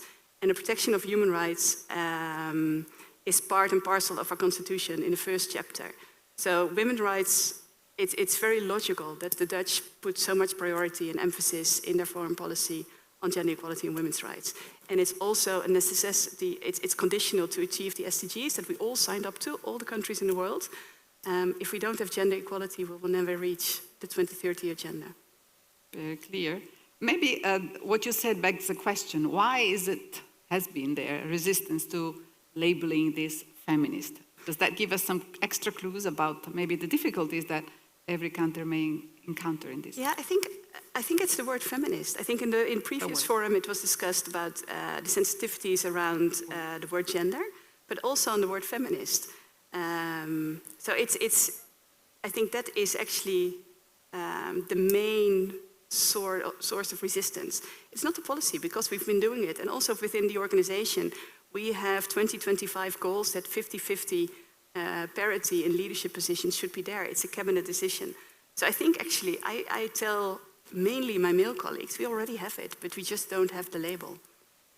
And it's, of course, what you said, it's the political leadership that's needed. And we've had conservative, liberal governments, 2 Christian parties, so it might be that as well. Very interesting. Just to remind us that words can sometimes be divisive, as we just heard from the panel just before us. Now over to Cyprus, our host, the newest, the newest, but of course welcome comer to the foreign policy, gender sensitive or feminist. Can you tell us again the how, why, and when? I think the whys were answered mostly by the previous speakers, and mainly it's exactly what Minister mentioned, and Pascal as well, that women's rights are human rights.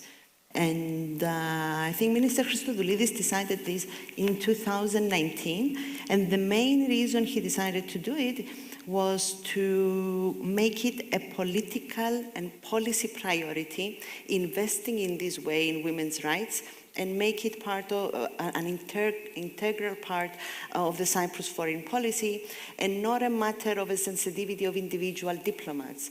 He wanted to have a strategy, a framework with specific actions that we can go forward and implement gender-sensitive policies using the tool of gender mainstreaming. So the whole idea was to make the Foreign Service a gender-sensitive one, and also through that we create more synergies, and we want Cyprus to be more active, having in mind the ground realities that are happening in Cyprus on a national level that we could transfer on the international fora. And therefore, in this way, Cyprus would have a voice, would have an opinion of what's happening at the UN level, at the EU level, and influence in this way the national level of what's happening on women's rights on a national level. I wouldn't dare calling our policy a feminist foreign policy as yet. I think it's a bit dangerous as well for Cyprus specifically to call its policy a feminist one, given all the problems and barriers women facing on a national level. It wouldn't be neither politically correct, and it will also diminish the essence of feminism and what we're doing on international level, and I have to be very honest with it. I hope that we can learn from countries like Sweden, and the Netherlands, and France, and in the near future, we will be in position to name our foreign policy as a feminist one. Very good. One point that connected what you just said and what Delfino said is that the use of this new approach that foreign ministers and ministries have seems to give you more of a voice when you sit at the table. This I find extremely interesting. So taking a topic that is considered helping the weaker actually makes you stronger when you are in an international forum. And I definitely see this in the Council of Europe. That's why I'm asking. Yeah. And this leads me to another question. If this is one of the advantages, let's say, that you have, because you're a stronger say at the table, what do you think has been the impact so far? Shorter, longer histories of such approach. Can you maybe give us a couple of examples of an impact that you've had by using this particular way of approaching big, important questions in maybe in larger or smaller international forum? What's been the impact? And then we will see about the obstacles, but maybe to have a couple of positive examples of how this has materialized. You've alluded to it already, maybe starting with Sofia. Well, thank you very much. I think that's interesting, and I think you can see an impact at many different levels. And coming back to the panel earlier this morning on multilateralism, and we heard Delphine talk about the Gender Equality Forum. One extremely important impact, I think, is that we have brought more voices to the table in terms of civil society, I mean, in terms, of course, of women, which has led to the issues at hand being discussed. For example, Sweden is now the chair of the OSCE, and we have consistently raised the issue of gender equality and economic empowerment as part of the human security concept.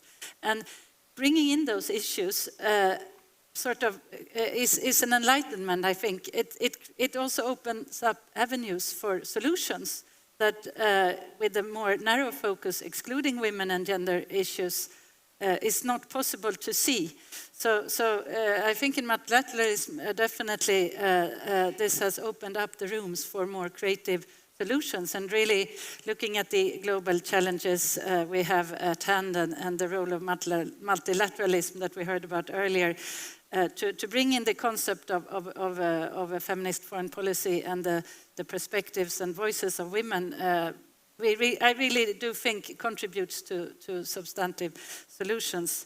Then, of course, looking at the regional and bilateral level, we have so many examples from our foreign service where this concept of the feminist foreign policy and within the specific context in each and every country that we are active, show how sort of greater respect for women and girls' rights, enhanced economic empowerment of women and girls, and an enhanced political participation of women and girls are actually contributing to the development and the prosperity of this country. I served myself in Zimbabwe for 3 years, and which is not known to be a very progressive country in terms of gender equality, but this was really a way to reach out and to have a country that is traditionally possibly not so progressive understand the importance of gender equality for the overall development of that country. So yeah, that's in summary some of the results. Very convincing. Maybe from your side, what impact you've seen or you've registered already? Well, I was triggered by your first comment saying that it would give us extra strength. I think it's also more needed than ever. I think the World Economic Forum did some calculation that before COVID, it would take 100 years to achieve gender parity worldwide. I think because of COVID, it now takes almost 150 years. So I think it's not only because it gives us a voice, but it's also so clear now that the already existing inequalities are bigger and bigger, and that women and girls are both probably the change agents to get out of the crisis, but also victims in the crisis. So I think that's why more and more countries and more politicians and organizations are picking up on this. I think I was in Mozambique for 3 years. I think for me the biggest impact was in sexual and reproductive health and rights. What you see in the crisis of COVID or climate crisis or conflict crisis, the number of child marriages or forced marriages or teenage pregnancies, unsafe abortions, they increase and increase. So I think what I've seen is that our efforts and our work on sexual and reproductive health and rights and empowering and enabling girls to make their own choices on when to marry, when to have children, how many children they want to have, that for me has the biggest impact. Very, very convincing as well. And thank you for giving different kinds of examples. Yeah, from your side. I totally agree with my colleagues, and of course we're super honored and happy to partner with you when we make statements on sexual and reproductive health and rights, or even drafting different papers and policies that have direct or indirect impact on the ground and on women, which is still not measurable to see how these were affected. So, and that's the biggest bet for us, I think, to find ways and measure the policies impact that we work together on a foreign policy level, the impact that they have on the ground. I think that's the biggest bet. But of course, policies are the most important, is the most important tool, and then it's a matter of implementation and how to go about it in order to have the impact on the ground.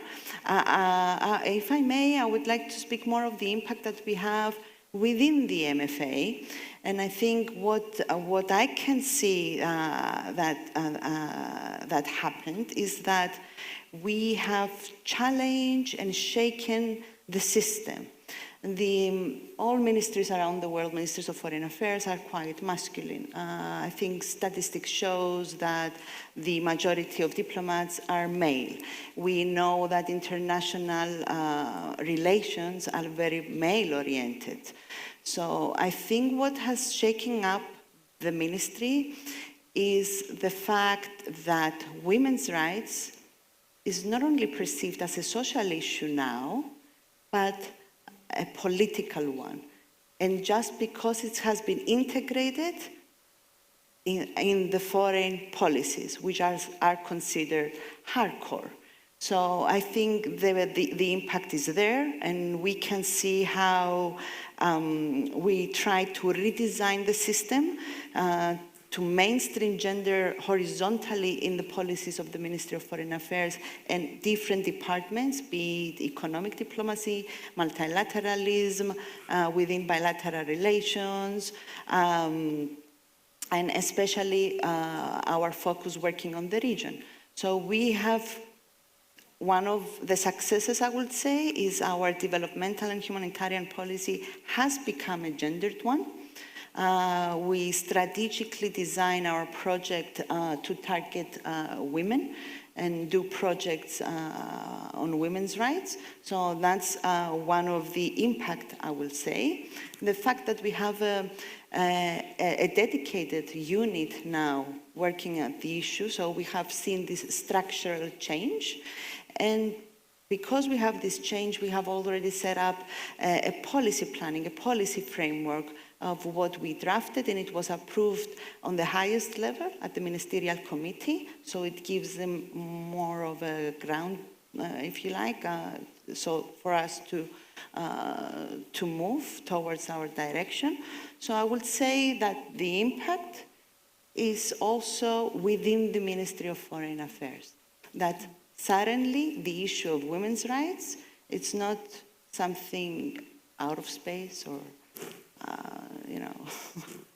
it's a concrete issue and a political issue that needs to be addressed at the highest levels. Yeah, of course, that's extremely important, and it shows maybe the different evolutions of, where Cyprus having come maybe later to this, highlighting the importance of the internal routing and of the policy all the way through the hierarchical political spectrum. Now, we've spoken about the positive impact, but as we've heard before, and of course we're all aware, it's good to have some good points to start from, but there are attacks, as we've heard, both to the concepts, the notions, the terms, the words, but also to the action that we are all trying to promote in our different ways. So one of the questions could be, is it because the impact has been so positive that all of a sudden there is a resistance in societies and in leaders? The resistance comes not only from governments around the world, but from inside our own countries. So can you maybe give us a bit of your take on this? How this backlash is appearing and the timing of it. We've gone through the timing of your expansion in this foreign policy. Or, what is your take on this? Should I start? No, of course, there is resistance because it is a sensitive issue and is related to power structures within our countries, all of our countries, including Sweden, but also, of course, at international level. So I think that is a reality in which we all have to work, that the issue of gender equality is an issue of changing power dynamics that needs to be, I think, recognized. What I find, we heard a little bit about it earlier, but of course the COVID pandemic has really shown this backlash in many concrete ways, which we find extremely worrisome. We've seen how women, to a greater extent, have lost their jobs. The issue of education, it's horrific to see the levels of school dropouts of young girls throughout the world, leading to issues that Pascal mentioned in terms of forced marriages and etc. But also the issue of violence against women, which has increased sharply during the pandemic throughout the world. So definitely there is resistance, and there is currently now, I would say, a quite strong backlash, but still that makes for us the case even stronger to continue to work with this concept of a feminist foreign policy that we really do see as key in achieving progress, both at national level, but also in terms of addressing the global challenges such as climate change, such as growing inequalities and growing insecurity throughout the world. Would you like to comment on the? Yeah, I think I very much agree on everything you said, and I think the good thing about this is that it has become a political issue on the highest level. It used to be something from my department, and we really had to lobby the people within the EU department or the trade department or the political department to push for the women's rights. But now it's on the agenda everywhere. I mean, our Prime Minister gave one of his best speeches, and I'm probably not objective, on women's rights and rights of LGBTIQ in Europe. So it's, we didn't even have to prep him. And he, during the United Nations General Assembly, he spoke about the shadow pandemic of gender-based violence. It's on top of all the agendas, in whether it's in the World Bank for the economic side or the education side or the EU. So I think we need to use that space to build the argument. because the arguments are there. And COVID, in a very perverse way, actually, helped us put it on the agenda because it's so clear and it has so many effects. And the climate crisis will be the next crisis where women and girls will be hit hardest. So in a way, it's out in the open. It's not something of the feminists or the development workers or the humanitarian workers. It's a geopolitical issue. Yeah. Yes, and this was, Josie was saying too, this has become a political issue. Yeah. Making a political issue will find you automatically many more allies than just the group, the kin group that you started from. And maybe I want to ask you, maybe Josie or whoever wants to answer, about the role of civil society. Because foreign policy is not made with or by civil society, but all of you have spoken about the importance of having this actor in the, of course, together on board. And I ask you this question because we see that, to stay with the backlash, civil society is having a hard time in most, even our member states of the Council of Europe. We speak about the shrinking space of civil society because through legislation and practice, very often their work is hampered. And I see a connection between this phenomenon and the difficulty sometimes we have with convincing more and more people that this agenda that we all are so interested in is actually the right agenda. So can you say something about maybe civil society and how do we we make sure that they're on board, but that not only we bring on board, but they're able to work freely in a legally protective framework? Yeah.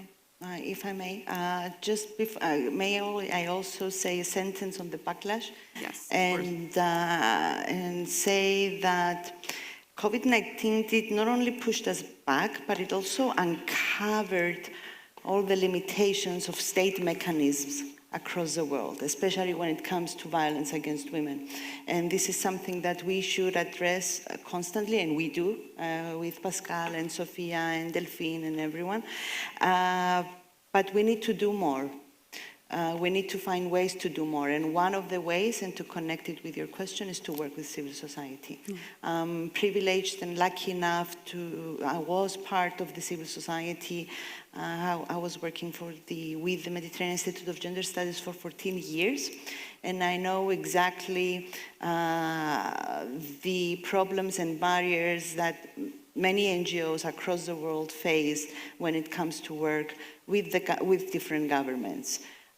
Within our framework of action, this is one of our main priorities, to collaborate close with civil society organizations. And since 2019, we have first consulted with civil society in order for us to draft our framework of action. Then COVID stopped us, but once we had the opportunity, we have met where we discussed with them what are the problems they face and how we should go about it. And then we tried to speak with UN Women, with Alia. I remember specifically that we talked during COVID. And then we always go back to civil society, and basically we report of what we do in our foreign policies. We listen to their arguments, their criticism many times, and we try to take on board their recommendations. And I remember Maria Hajibavlu, during our last meeting that we began this new initiative in Cyprus. We call it She on Friday, where a Friday every 2 months, we meet with different actors and always with civil society organizations, and we discuss women's rights. And Maria Hajibavlu underlined that day that we need to listen to women's voices and women on the ground more. And it was when we suggested, okay, any research you have, anything you do on the ground, it's more than welcome at the ministry to discuss with civil society in order for us to take it forward to the international arena. And just to add and finish and give the opportunity to Sofia and Pascal to continue, throughout our developmental policy, we try to work with civil society organizations through the funding of projects in order for them to implement actions when it comes to foreign policy. And I think we have 2-3 examples here with us if they want to talk later. Thank you. Maybe they will have a chance to comment, but since you mentioned so much the participants, maybe we want to see if there are some contributions or questions that we can elicit from the floor, or if you have specific, yes.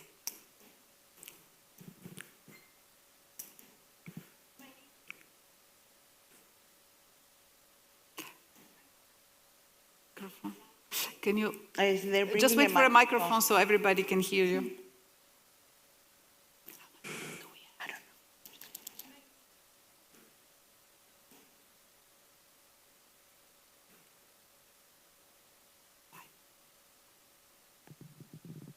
Okay, my name is Rima Shaid, Embassy of the State of Palestine.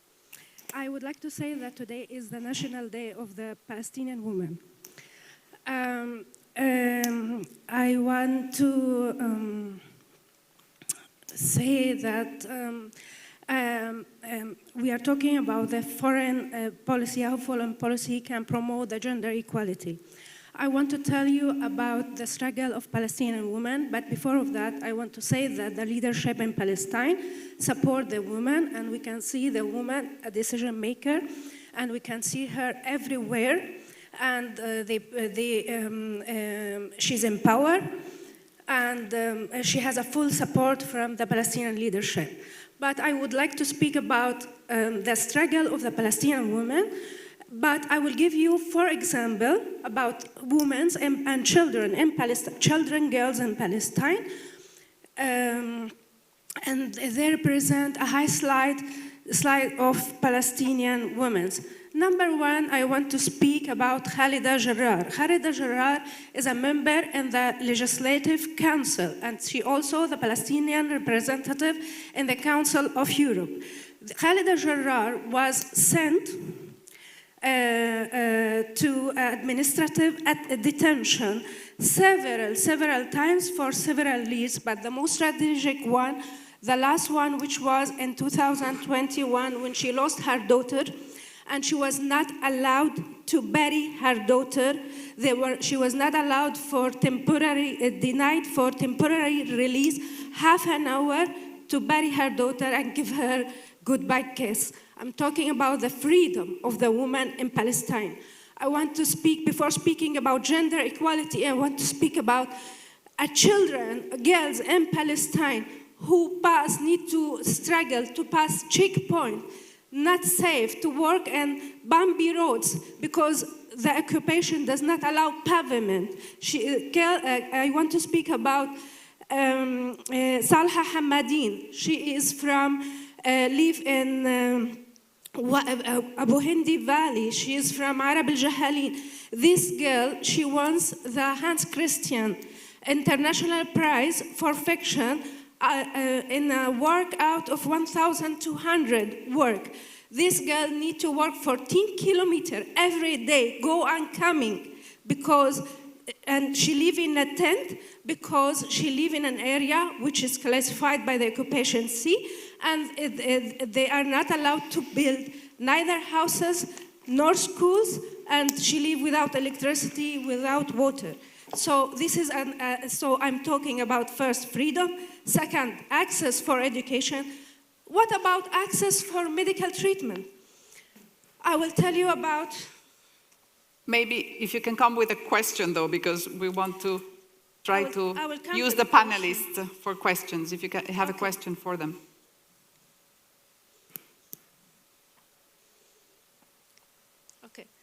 I will speak about child from Gaza who go to a Maqasid hospital because she has a brain tumor, and she is not allowed to, her mother is not allowed to accompany her. She died alone in Jerusalem. She's also a grandchild. We are talking about family reunification. So the struggle of women in Palestine is part of the struggle of a human right. And after all what I told you, if we couldn't do anything for Khalida to bury her daughter, as a woman here, and maybe some of you, colleague of Khalida, and we cannot help this girl to die between her arms. I'm calling all of you here, the women here, to help this woman, she's a political Palestinian prisoner. Her name is Israel Jaabis, to help her for medical treatment, not to free her, to separate her. She needs 8 operations to separate what is left from her 8 fingers to live normal daily life in the prison. She needs to make skin transplant to cover the exposed bone. She needs to make operation in her ears to not to stick to her head. So I just call you women here. This is my question and my ask to help this woman to go to have access for medical treatment. Thank you. To you, we understand the pain and the messages you want to give. Most of us, or many of us here, are diplomats. They know the history. They know the struggles that you have reported now. But please stick to the issue. You know very well that you have politicized in a different manner the issue that you want to raise. So please stick to the issue and have a question, please. Okay, I just have a question to call all of you to help this woman for medical treatment. Women for medical treatment. Thank you. Okay, so we have, can we see if there are more questions? Yes, on the floor. The microphone will come your way. We have Solomon maybe? We start maybe with a few questions and then we go back to our speakers. Yes, it works. Thank you. My name is Salome Mbugo from European Network of Migrant Women. Our network is also work with so many civil societies on the ground. And I actually go back to your question on gender equality, because I think, you mentioned about education. And, we still have issues of, gender roles, stereotypes, and addressing this even from a very early age. My question goes back to all of you in terms of education being key in addressing gender equality and in achieving gender equality.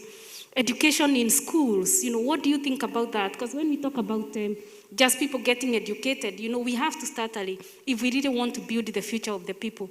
How can we maybe make it compulsory for schools to have education on gender equality starting from there so that boys and girls can learn from the very beginning? Then my second question is on actually the role of the civil society. Civil society definitely plays a very huge role in actually, supporting any state and all the states actually that we have, because they fill in the gap, they provide services that are so much needed, but most of them lack the resources. Sorry about my mask. They lack the resource to be able to even support the people who need this support very much. And my very final question and actually comment is the whole area of gender equality and inequalities. I still have not heard anybody talking about the trafficking of women, which is a very serious issue within the European Union, within Europe. And actually, people making big money out of this, but we also have diversity of women among women. And we are not talking about other women, like women who are trafficked, undocumented women. We have seen it with COVID-19 and its impact actually, and how it have actually exposed the issues that are affecting women, like the care work at home, women who are left with lockdown to care for the women. Again, it goes back to the caring role of the women, and it's pushing women not to advance. How can we actually have men engaging more to contribute to the caring role at home? But really, to understand that, sexual and gender-based violence has come up as a key issue, and we have some different forms now of trafficking, where girls are groomed, on the internet, and where things are happening actually on the social media. That's for me for now. Thank you. Okay, that's plenty of questions there. Maybe we take a couple of more and then give a chance to the foreign policy makers to see how they see the answer to these questions. Yeah. Thank you very much. Can you maybe lower the mask because it's hard to hear you otherwise? Absolutely, yes. Thank you. Thank you so much. I have to begin by saying that this is a fascinating panel, so thank you very much for allowing us the opportunity to engage with you.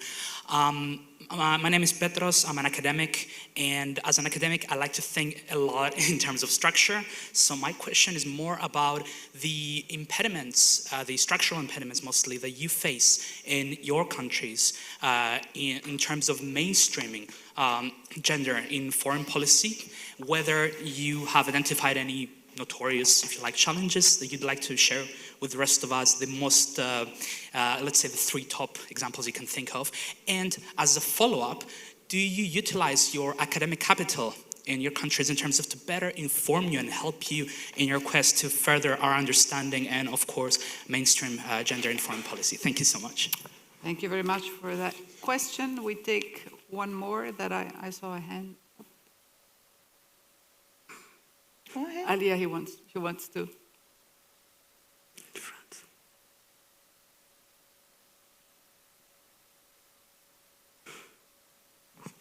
Thank you so much. And actually reflecting on the previous panel as well, and just for you, and you've said it a lot, that, you know, putting gender at the center of politics. And I think part of the issue has been that maybe gender has always been political, but maybe we have strayed in terms of making it technical, and now we need to bring it front and center. And to what extent, and it's great that these initiatives are happening, but I think in terms of what can we do more with civil society as well, in enabling civil society to be more, not to say, not that they're not political, but it's difficult for them to access financing that allows them to be political because we are putting them in a technical role. So any insights that you have in terms of what more we can do, and is there anything that can be done through foreign policy to enable that, so that we keep gender as a political issue? There's no technical solution to this issue because the politics change. So just any thoughts on that would be really appreciated. And may I add my own question to this one as a follow-up? We're speaking about civil society here, of course, as a force of good. But to go back to the backlash, in our own member states, we see that not all of the civil society is a force of good. In fact, within those, you have NGOs that borrow the international law, human rights vocabulary, but they mean very different. And they mean to undermine, as we've said, you heard in the first panel. So how do you make the difference between those? Do you have to make the difference, or we speak to all, including those you're going to welcome in who are going to trying to undermine you? We have a very concrete problem at the Council of Europe. We are the only organization that actually has a devoted conference of INGOs that actually have participatory status with the organization. But some of the ones who apply actually have ulterior motives, and they have very nice sounding titles, but they are there to actually, for instance, undermine, make sure that countries do not ratify the Istanbul Convention. But they want to be there as a freedom of expression issue, you see? So I just want to insert this other element to the conversation. But first, I think the answers that you can give to those excellent questions. I would love to start with civil society. I think for the Netherlands, it has been crucial for the last 20, maybe even 30 years that we have a strong civil society. And also with a shrinking space, my minister made sure that she appointed more than €1 billion for the next 4 years to 45 partnerships all around the world. And that's a huge sum of money. I mean, we had budget cuts on health, on sexual and reproductive health, but she said the NGOs and civic space is the crucial thing to hold us accountable, that we do what we promise to do, and also to hold other governments accountable and to push for that space. And we even go so far that we organize our own criticism. And not all the political parties, of course, are very interested in that, but we support from my department NGOs, for instance, on climate and environmental issues that are very critical of the role the Dutch government is playing. So I think some of our conservative parties are wondering why the hell we're doing that. But it keeps us on our toes. And that really has helped us. And so we give money, but we also use our embassies around the world to be safe havens and to push open those spaces and to lobby the governments that are shrinking the space of civil society, what we have seen in COVID, unfortunately. And then thirdly, we make sure that they're part of our official delegation. So if we go to the UN, we always make sure that we either have a youth representative, a women representative, and NGO representative part of our delegation. So it means that the civil servants who also want to go to New York to negotiate on resolutions are being kicked out of the delegation because we want a civil servant, a CSO representative in there.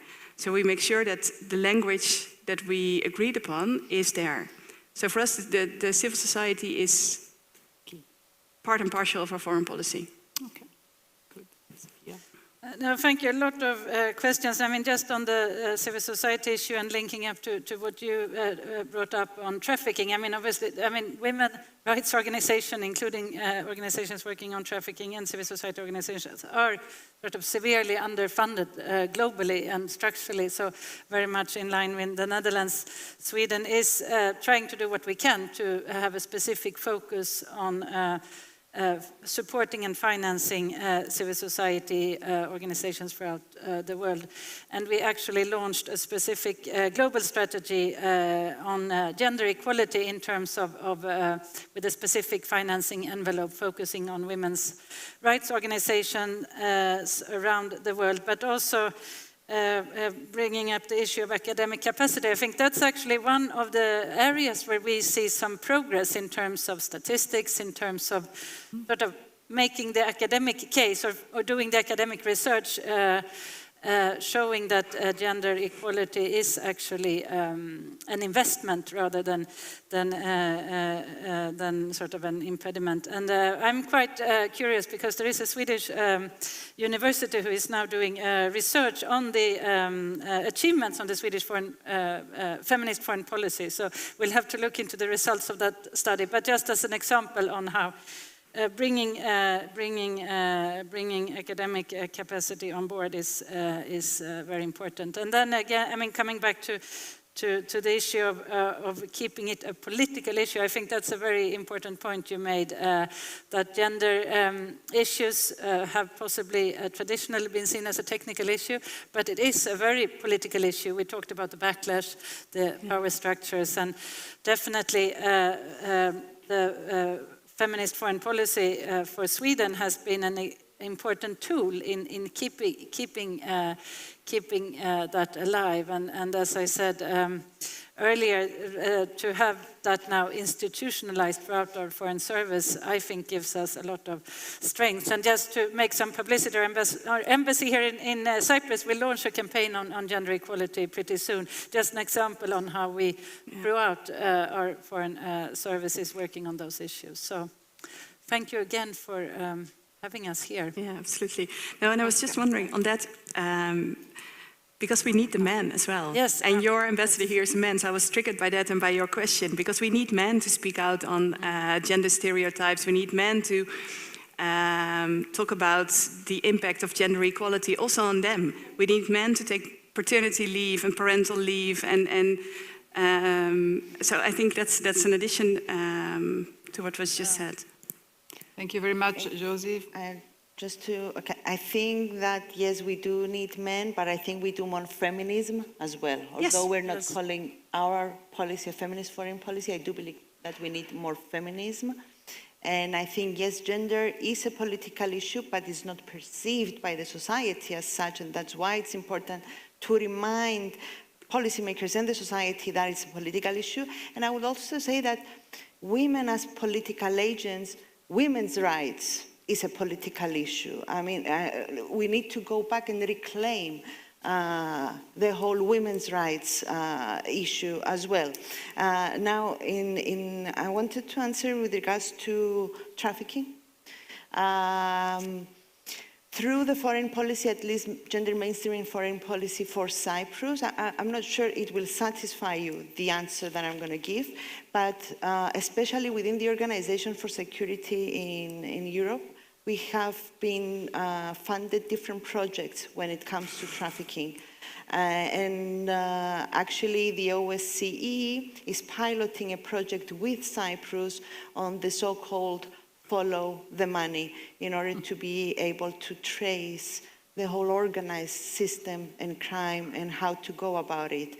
But because trafficking is an issue that I have very close to my heart and I've been working on the issue for the last 20 years, I would say that we need to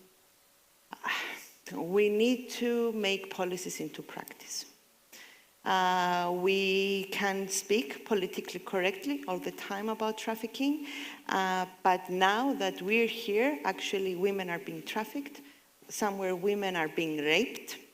So what it is required by all of us is to be more actively engaged, yes, with civil society, with other organizations, international organizations, by always having in mind, at least this is how personally I work, that right now, the moment we're talking about women's rights, a woman is being trafficked or a woman is being raped, and we need to turn our policies into actions yesterday.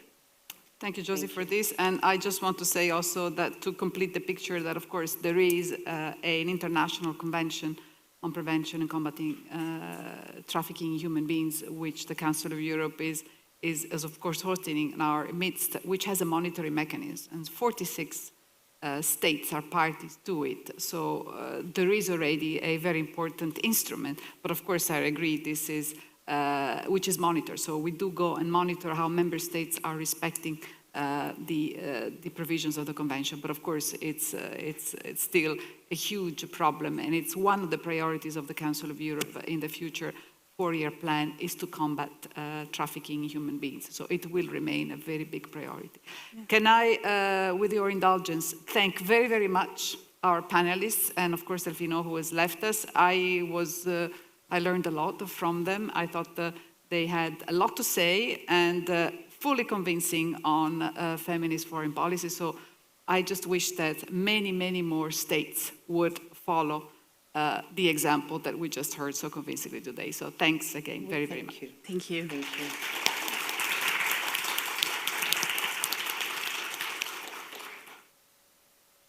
Thank you, colleagues. Thank you for this excellent session, another excellent session.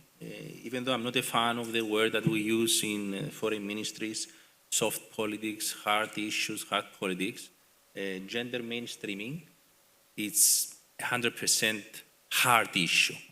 It's in the core of our foreign policy, not only in Cyprus, but it should become a core issue internationally in every state, if possible. So I learned a lot. I hope that you learn some things as well. You know, I'm a novice, even though I'm trained by Josie. And time to, after training the mind, time to train the body as well. So it's time for lunch now. 1 hour and 15 minutes. See you here at 2:15. Sharp, please. Thank you.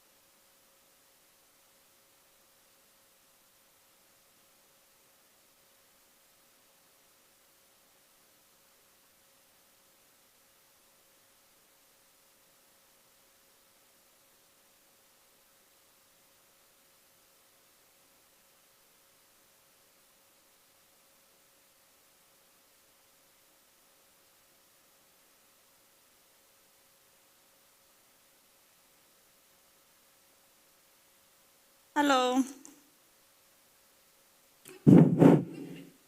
Yeah, equipment. Can we slowly come back in the room? We'll start very soon. Thank you.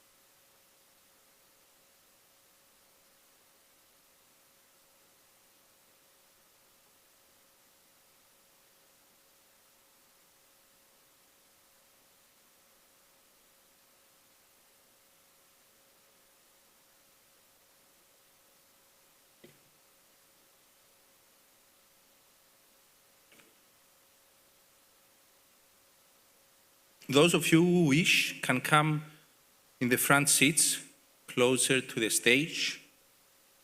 There is no sitting arrangement this afternoon, we suppose.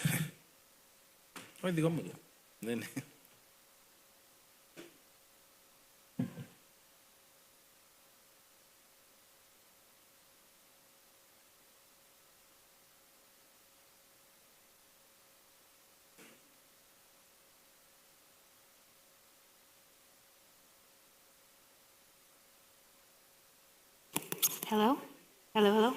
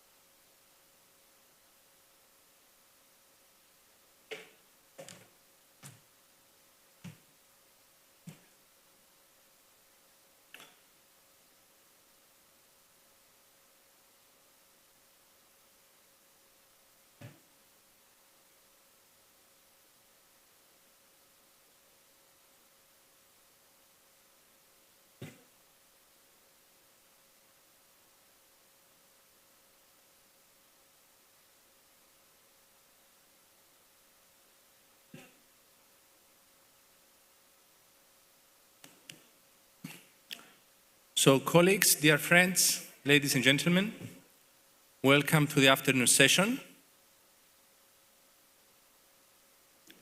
We are ready to begin session number 3, which will deal with migration and global women's rights. the role of gender-sensitive foreign policies in the area of migration.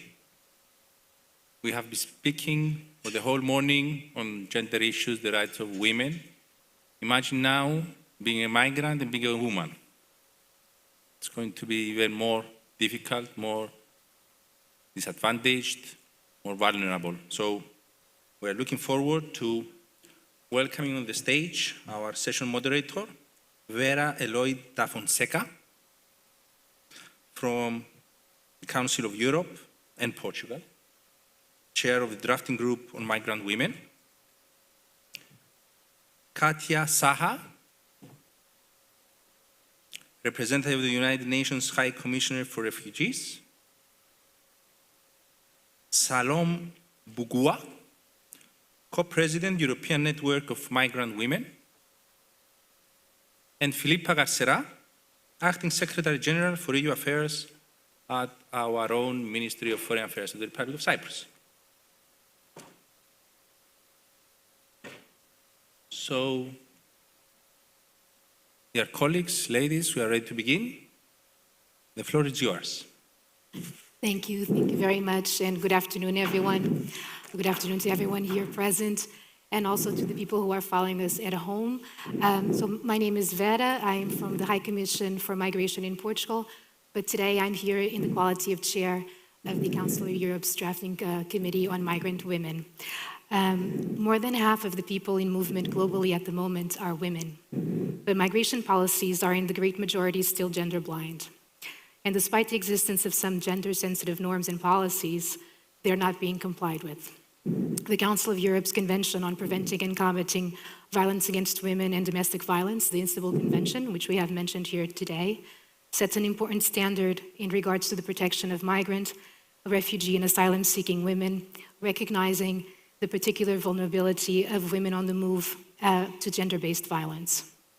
Monitoring reports from the group of experts on action against violence against women and domestic violence, the GREVIO, on the implementation of relevant provisions of the Istanbul Convention points to a lack of gender-sensitive migration and asylum policies and procedures and a lack of training.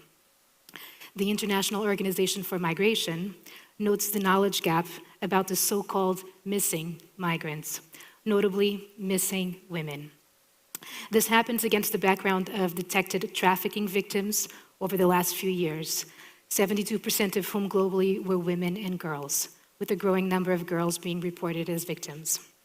The Council of Europe's anti-trafficking body, CRETA, has also stressed the need for comprehensive and coherent statistics on victims, disaggregated by sex, age, type of exploitation, country of origin, and/or destination.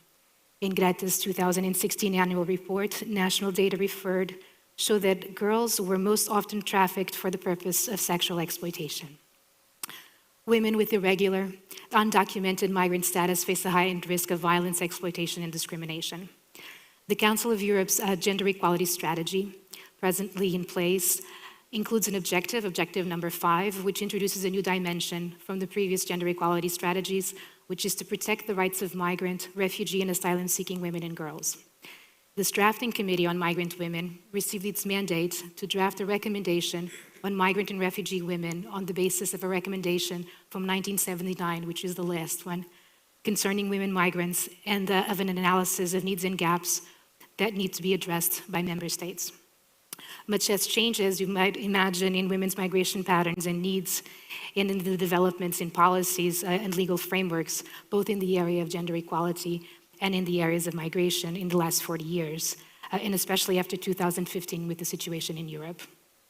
This draft recommendation aims to urge member states to give visibility to migrant women and girls, especially regarding the violence and discrimination they are likely to face, and to support member states in identifying measures based on the best existing standards and policy documents that would address existing violations of women's human rights in the migration process and support their integration.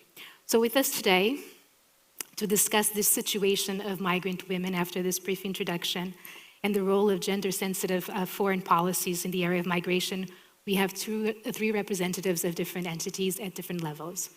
So we have here at the international level a representative of the United Nations High Commission for Refugees. We have Katia Saha. At the European level, we have a representative of the European Network on Migrant Women.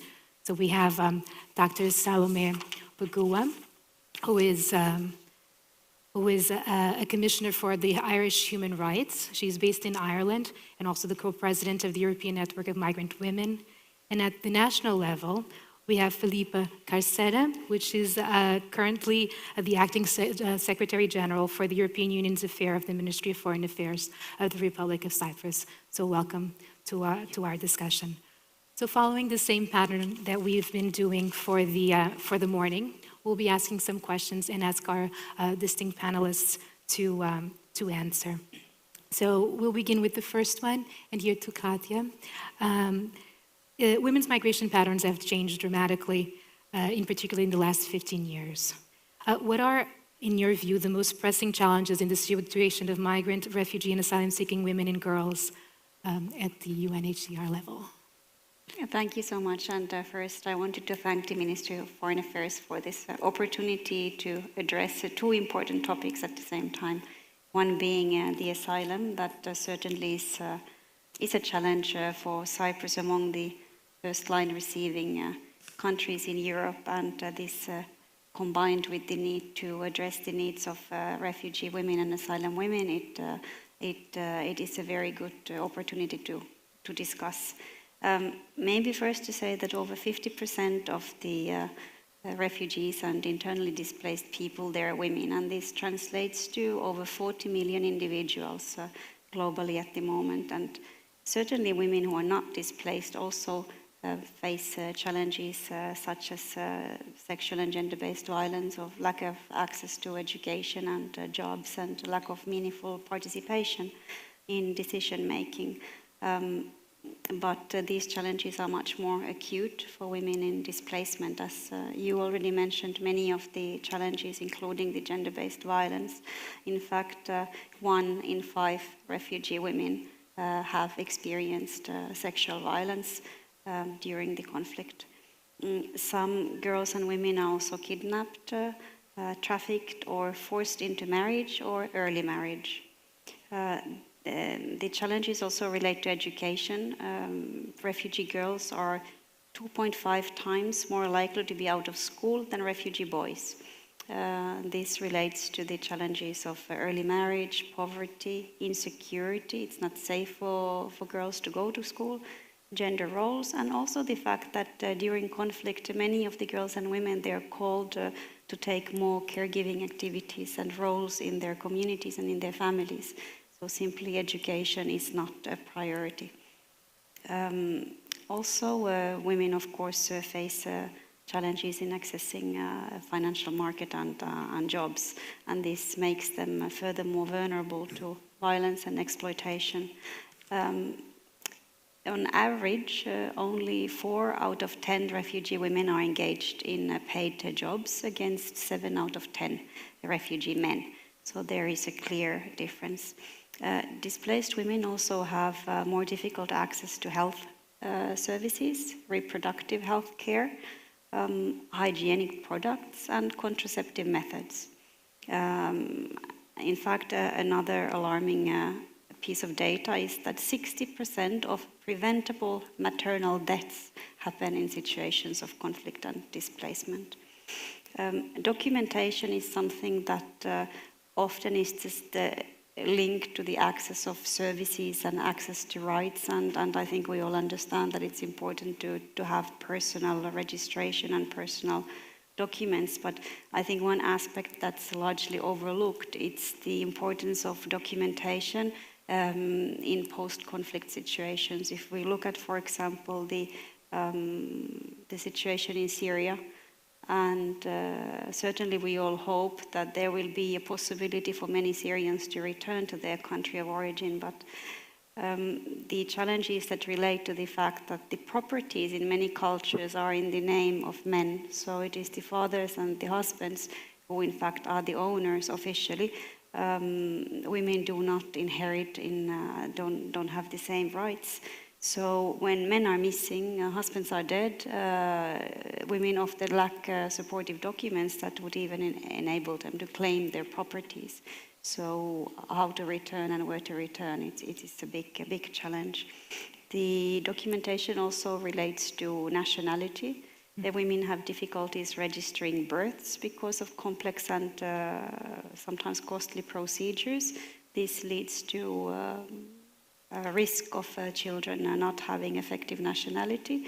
There are also still 27 countries in the world who do not give the same rights to women when it comes to conferring their nationality to their children.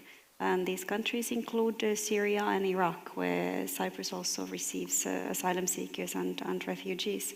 So if these fathers are missing, or if there's no proof of paternal descent, that means that the children are at risk of being stateless. So these are just a few of the challenges that we encounter in our daily work with this population.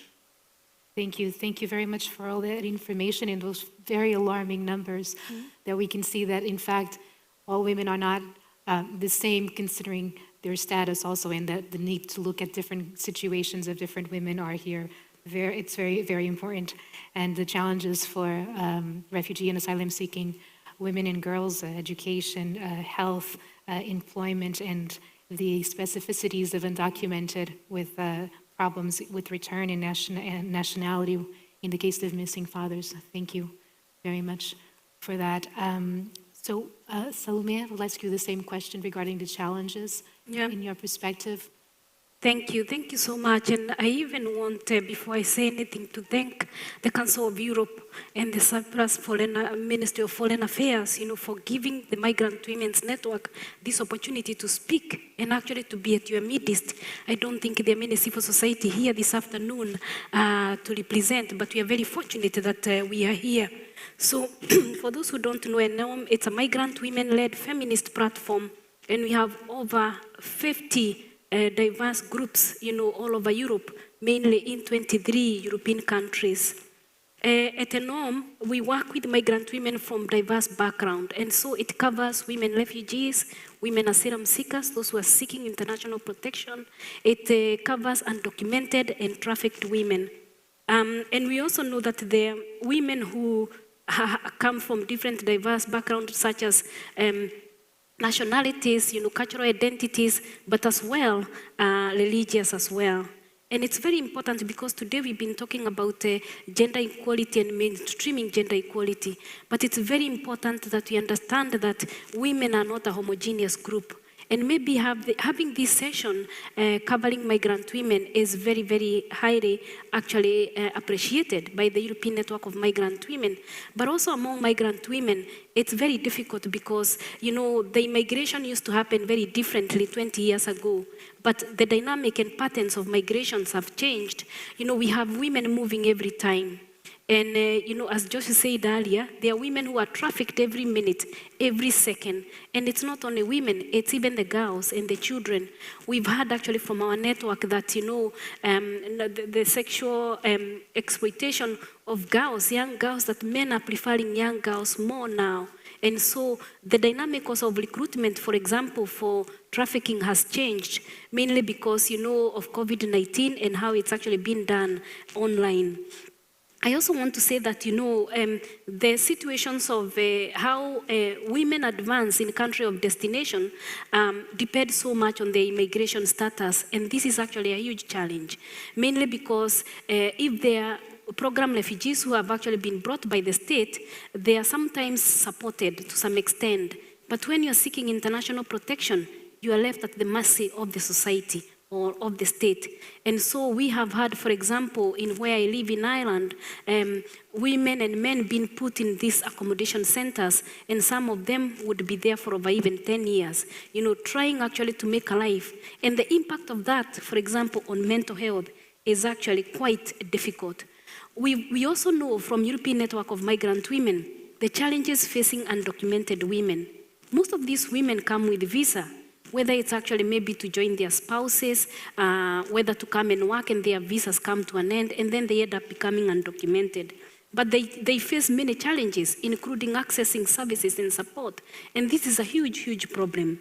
I just wanted to mention 3 key challenges that really women and girls face generally. And one of them is the socio-cultural, trying to adopt the new environment. Majority of them have language problems. We've had women and girls, actually, when they come sometimes with their parent, they would be speaking language of where they are heading up. In Ireland, for example, we speak English, and you would have maybe girls from, for example, if it's Syrians coming, who can speak, but they will translate for their mothers. Sometimes it becomes very difficult when they're translating about issues of gender-based violence, when they're translating about issues of that relate to reproductive health. So it's quite challenging because not all women, even migrant women, are a homogeneous group. They have that challenge of the language, they have that challenge of immigration status as well, which help them to be able to navigate the system and to actually even adapt into the new environment. So language is a key, major barrier for many migrant women and girls who are on the move. And in particular, those who are isolated. Lately, we have realized we also have elderly women who are experiencing key major challenges because of isolation. And if they were working before and now they're at a stage where they cannot work anymore, it becomes a huge problem. Lifestyle, many women and girls, sometimes they're used to their lifestyle in their countries of origin. And coming into a new environment, sometimes it can be very difficult, where they don't have extended family, where they don't have support structures or anything like that. And navigating the system can become very problematic. But the second key major problem, apart from, in addition to social-cultural, is the economic. I met a group, and I've met many women actually around Europe. I told you we have over 50 groups members who talk about the major challenge of migrant women, for example, accessing the labor market. We know now with COVID-19 that the majority of the people who were in the caring role and who are actually seen, doing care work were migrant women. But when you come to looking at the qualifications that they've acquired at the country of destination or that they had before, the jobs they do doesn't match their qualifications. And we know that in many European countries, for example, there's that lack of recognition of qualifications, and this is a huge challenge. We end up actually having, their skills de-skilled, because they are put into jobs that doesn't match their qualification. We also have these women working into industries or in areas that are unregulated. For example, home care, and as well, hospitalization, such as hotels and all that, and the exploitation that goes with that. We also know in the third one, as key challenge, is the legal and policies that we have into place. For example, when we talk about issues of sexual and gender-based violence, there are challenges in policies and the laws that we have in some of the countries. One of them is lack of the independent status of women. And this is actually when the women come under the spouse's visa, or they come with their spouses and they have to be under them. So when they're experiencing domestic violence, it's very, very difficult for them to be able to get out of that relationship in fear of actually losing their status. And this is a key major challenge because in some countries we have what we call habitual residency. So these are discriminative policies which are not allowing women to be able to access support that they need very seriously. We also have heard from so many women in terms of accessing to reproductive health, in terms of actually even accessing things like sanitary, which are very, very, you could say they are very cheap, they are not expensive. But it's very, very difficult for some women even to be able to buy that. And so there are so many problems, including mental health and trauma.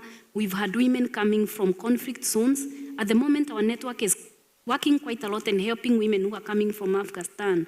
And issues of mental health and trauma are key major because they have witnessed their dear one, being killed or properties being destroyed. And yet these things are not supported, or they're not supported when they get to the country of destination. But going back to what we spoke in the morning, and I finish answering this, is that the 1951 recognition of who is a refugee still doesn't recognize women who have experienced gender-specific harm, whether it's female genital mutilation, so it depends from one country to another, whether it's trafficking, and I think trafficking should be made to look, not to look, it should actually be made to be a form of sexual and gender-based violence, because somebody is making money out of it, and a woman there is actually at a very high risk of either losing their life or even living a very vulnerable life. So it's very important that we support women and we try to link up with the instrument that we have, whether it's the WPS agenda, Women, Peace and Security, whether it's actually the CEDAW that you're going to use, and most importantly, the Istanbul Convention. But these policies are there, and when they're there and they're good, the challenge is that they've not been implemented and they're not adopted by some countries. Thank you. Thank you, Salome. It's a very, very good point, and it's been a reoccurring issue that we've been talking about, that we do have laws and conventions and instruments that we use, but we need the implementation to be more accountable as something that we said and accelerated as well. And thank you very much for bringing the perspective also from civil society, which we've also talked about the role of civil society and the importance of having this report from the ground, from the field, and hearing from the women. So you brought out these key challenges on social, cultural, economic, and legal policies. And so now I will turn to our next panelist, to Filipa. If please, you have the floor, your view on the challenges. Thank you very much. And allow me first to thank the organizers for such an excellent event and for allowing me to participate in that event. I feel honored, and of course I am happy with my ministry that we now take this kind of initiatives. Although I believe that Katia and Salome are in a much better position than I am, and they have enlightened us with all these details on the challenges, I will say a few words just to contribute to the discussion. For me, the way I see it is that women are migrants, refugees, and asylum seekers. Women constitute a vulnerable group within the wider vulnerable group. So for me, it's like being twice vulnerable. Already to have the status of a migrant, of a refugee, you are in a position with a lot of difficulties on basic needs and everything. So to be a woman in this group is like twice being vulnerable. This is how I see it. So on the one hand, these women, they have to deal both with the status as migrants and refugees or asylum seekers in countries other than their country of origin. So they're obliged to deal with basic needs in order to survive, educational, social, and everything that is needed so that they are integrated in host communities. On the other hand, they need to manage with the vulnerabilities and difficulties that are linked with their sex. So the combination of these two types of vulnerabilities, it takes a hero to rise to the challenge, and I'm sure we will agree that life is full of female heroes. I see the challenges at the three different stages of the journey of a migrant, of a woman migrant. First, even before they leave the country of origin, women, and I think Katia referred to some statistics, are more likely to be persecuted for reasons specifically related to their sex, like the different forms of torture, control of reproduction, forced marriage. They may be also persecuted on grounds of religion, which affect, as we know, disproportionately women and men, like crimes of honor. Then, secondly, when the journey begins, women are more likely to become victims of physical, psychological, and sexual violence. And this, again, we heard it before, especially unaccompanied girls. It's more possible for a woman to become victim of human trafficking. Of course, I think that most of the victims, the majority in regards to trafficking is women. And of course, I see that they're even more vulnerable and to become victims of trafficking, women with young children, And I know that the children often are used to blackmail the women in this situation.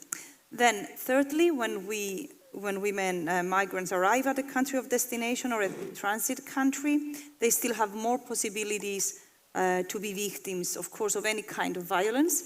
And I think this is linked not only to they might experience violence from any migrant, man or anybody, man or woman found in a position of authority, as we see. And then, of course, it was mentioned again before me, women have also less opportunities in terms of jobs, in terms of being integrated in the host society. They tend, of course, to have lower educational standard than men. And then again, when it comes to women with young children, it's even more difficult, since especially when we don't have the option of the private carer over children, and they have to stay home or where they live to look after the children, then of course this is a disadvantage for them, and they need to stay home, so they have less access to any possibilities either for training, learning the language, which is extremely important in the country, or in any vocational training. This, of course, brings another disadvantage, which is very important for me, the fact that you depend financially on a man or a state allowance that makes you, that will create more difficulties when you need to seek legal remedies in case you are a victim of violence, or in case you feel that your rights are violated. These are the challenges, and as a general, and I close it here, a comment from my side, I see these challenges, I see the pattern here as a reflection of the difficulties women face, not migrants, but in our societies, even today, in modern democracies. So it's like a mirror and a reflection. For me, when you have, you advance in the area of the human rights, the women's rights, in the legislation and in the society you live, then of course the impact will be positive on what you do when you are handling migration, and especially women migrants.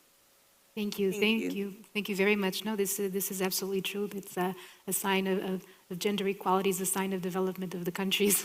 And so, as you say here, a double discrimination or vulnerability in the part of migrant group, double or triple, or it could be more. And thank you also for bringing the idea of the process of migration, which is not just when they come to the host society. It is a process that also has to do with the country of origin, with the journey, and then the country of destination. And I like your quote, well, which is it takes a heroine to rise to the challenge. So I believe so. I think we've done here with this first round of questions a little bit of a needs-based assessment as far as the reality of migrant women and girls. And so for the next question, I would ask if you think that the current migration policies at all levels are sensitive enough to these issues, to these challenges. So Katja, to you. Look, I would maybe start by saying that any migration or asylum policy that is not directly informed of the situation that the women and the girls are facing cannot be sensitive. So we should not pretend that we know, even as UNHCR, having 20 years of experience working with refugee women, I would not assume that I know the difficulties that they're facing. So I think that's really the key. Refugees already struggle with the trauma fleeing war and persecution and the sexual and gender-based violence, it really adds another layer of physical, emotional, and psychological challenges.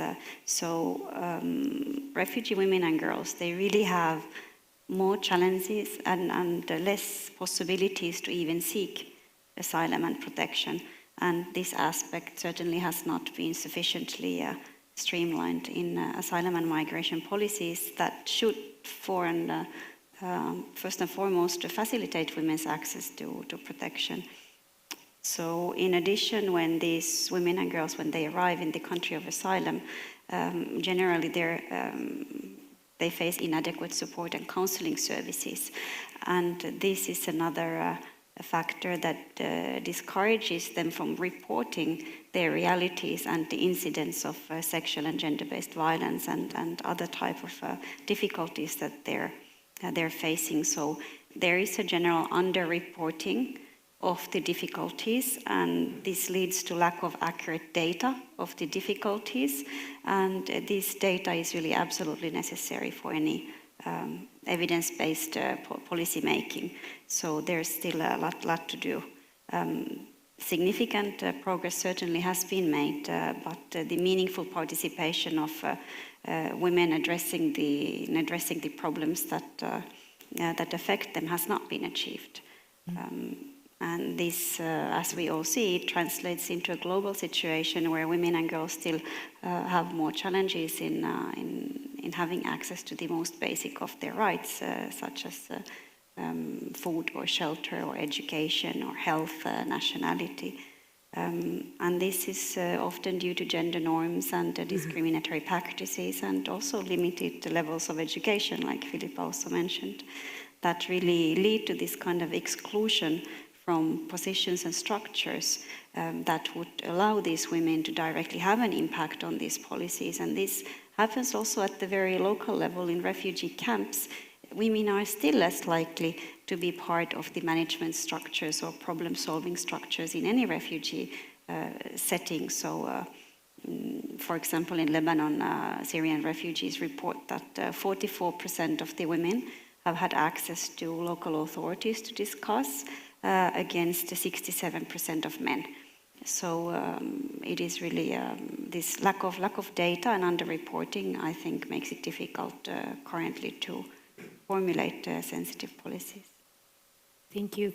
Thank you very much. Those are very important points in the discussion. Even though there's been a lot of ground that's been covered and attention brought in discussion on this topic, there's still not enough information. And on top of it, you have the gender norms and discrimination that's already institutionalized, which is what we were talking about before, that it's not specific to migrant women, but then it becomes worse for migrant women in here, for refugees and asylum-seeking women. Thank you very much. And Salome, would you like to comment on that? Yeah, thank you. I actually started with the point of that women are not a homogeneous group, because here we are talking about women, but now this session on migrant women. And the importance of having disaggregated data so that we can be informed on what is actually happening to women of different, diversity, because we also have disabled women, even among migrant women, we have that diversity I spoke about. And if we don't have this disaggregated data, it's very, very problematic to be able actually to capture the key challenges and key problems. Also to say that, in some countries, we don't even have those migration policies. They are at the discretion of the minister who is dealing with the immigration and all that. I know for sure, because in Ireland, we can't say that we have immigration policies. So it's very problematic, because when, for example, we have a women's strategy, we do have a women's and girls strategy. It doesn't have that aspect of, migrant women. And we really need to have that, because what we are saying here is that the migrant women experience extra challenges, or they have already come with a baggage of extra challenges that affect them. And the most important thing is to uphold human rights of migrant women and girls so that we can be able to protect their dignity and liberty. But if we don't have information that can help us to be able to provide provide the best, services and support that we can, it becomes very problematic. Yeah, we have policies, for example, on sexual and gender-based violence, but also we have those policies that are discriminative. I spoke about, like, for example, habitual residency, where you have to be 2 years in the country before you can actually be accepted in a refuge, or you can be supported if you're experiencing domestic violence, or to get any support in that sense if you are a migrant woman who you are actually under your spouse. And so this in itself is very problematic. We also hear of women in the camp, how they have actually to add up into survival mechanisms such as prostitution. We have a lot of migrant women into prostitution, and it's mainly because they are not provided with social protection, in the country of destination, and as well they can't be able to get a job. Some of them are kept into this, camp, for a long time, and some countries actually, they still can't be able to access the labor market. Majority also concentrate in care work or domestic work, like the way we spoke earlier, and in those unregulated. So I spoke about, lack of recognition of qualifications, but I also spoke about discrimination itself and how most women, actually migrant women and girls, even though they are very, very educated, they can still be able to compete into the labor market. And if we really don't know, being able to work for a woman, or any woman, including migrant women, is the most important thing that you can, because you get out there to meet with the people, you actually get that economic independence that you can be able to decide your own life. But if you're not able to work because of these restrictions or because of other challenges that are there, it becomes very, very problematic. And so the policies that we have into place, for example, that encourages women into labor market, or they support them into labor market, can be very difficult. And it's important that women are supported to engage in labor market. If they have a language problem, we would have actually to ensure that they have a language of the country where they are, so that they can be able to communicate and also understand about the policies and things like that. We also know that, accessing basic need is very important, for everybody, but it can be very challenging for migrant women. If you don't have an access to housing, even looking for a house, it can become very problematic. And sometimes it's very difficult for them, to be able even to have anywhere where you can call it a home. Access to issues of mental health. We did actually a research, for example, in my organization in Ireland, and we realized that all the women who had come as refugees and who were in these accommodation centers have experienced depression. All of them have experienced depression, mental health, and some of them are still struggling with trauma. It's very difficult for them to engage in anything if actually they are not supported to recover from this trauma or mental health. And then we also have the issue of, for example, family reunification. Mm-hmm. Most of our countries have policies on family reunification, but really, it's so difficult for some people to get through, to have their families reunified with them. And you would find that even for women who are waiting their partners, it can be a problem. But we also have problem of when women are reunified with their partners, for example, in Europe, and then their partner become abusive later. So, and because they're under their partners, it becomes very, very difficult. Also, we talk about access to services and support, whether it's services on sexual and gender-based violence, whether it's services where when women present themselves for the application for international protection, the way they are treated and the way they are doubted.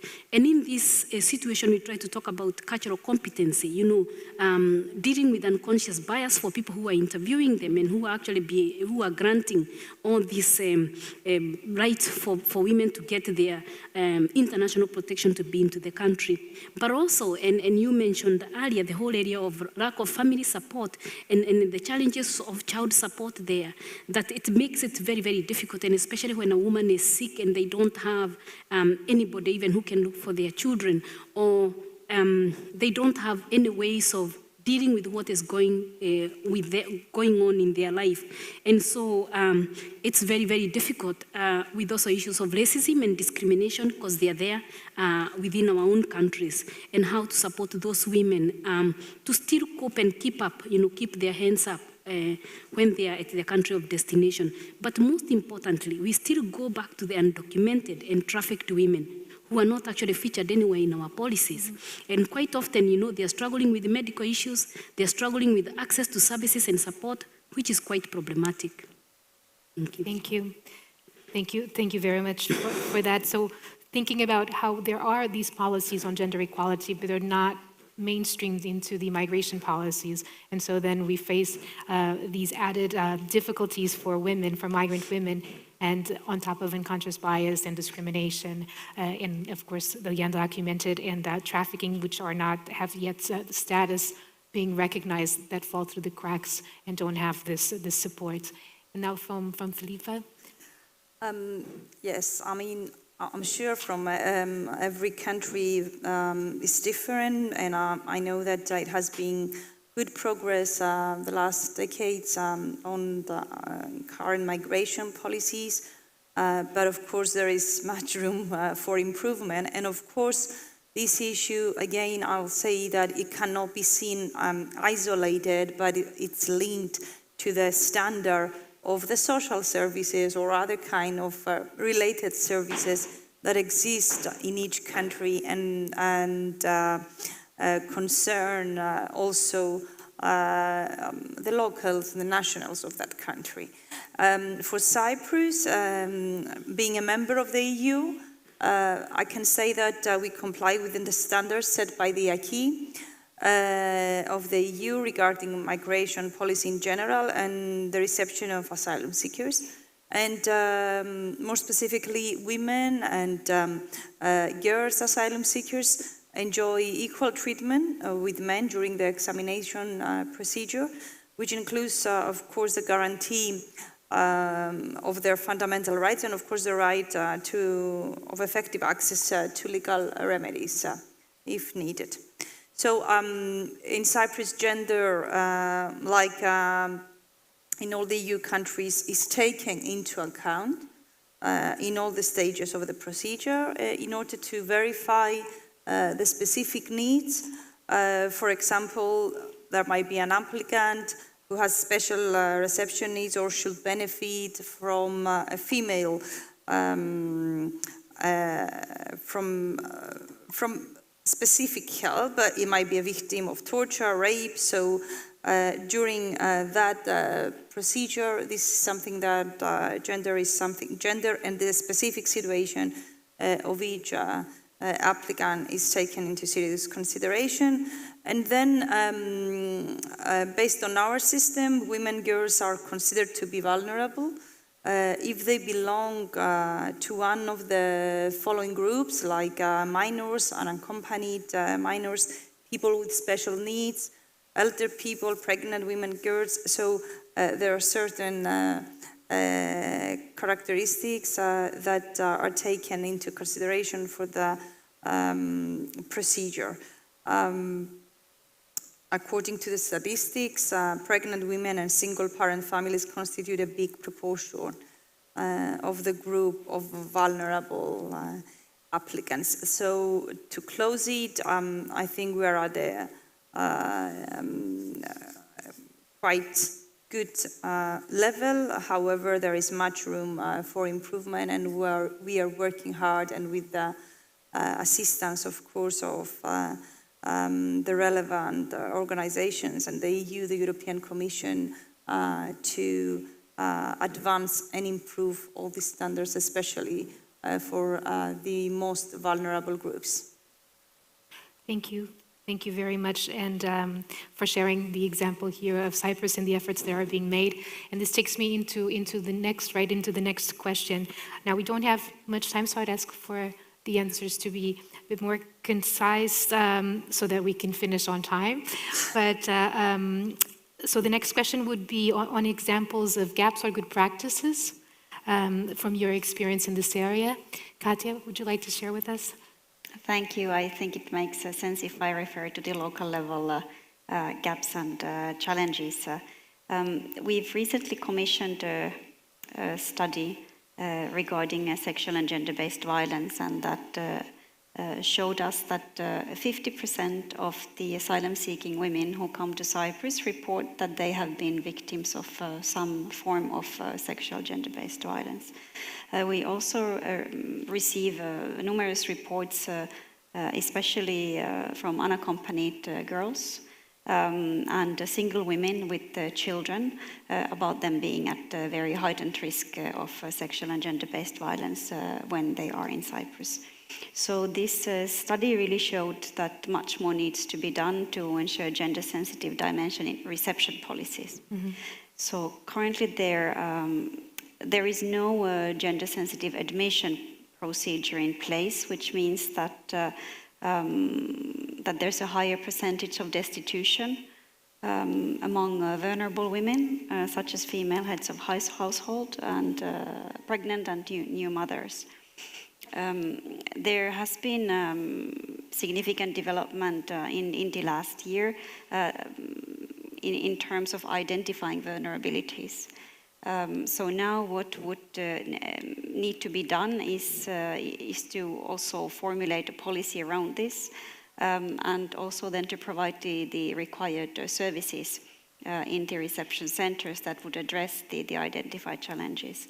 There's also a need for gender mainstreaming in the integration process. So women have less opportunities to work in Cyprus, even among the highly educated, and this is due to lack of support services such as childcare. If women do not have where to leave their children, it's very difficult for them to take up employment.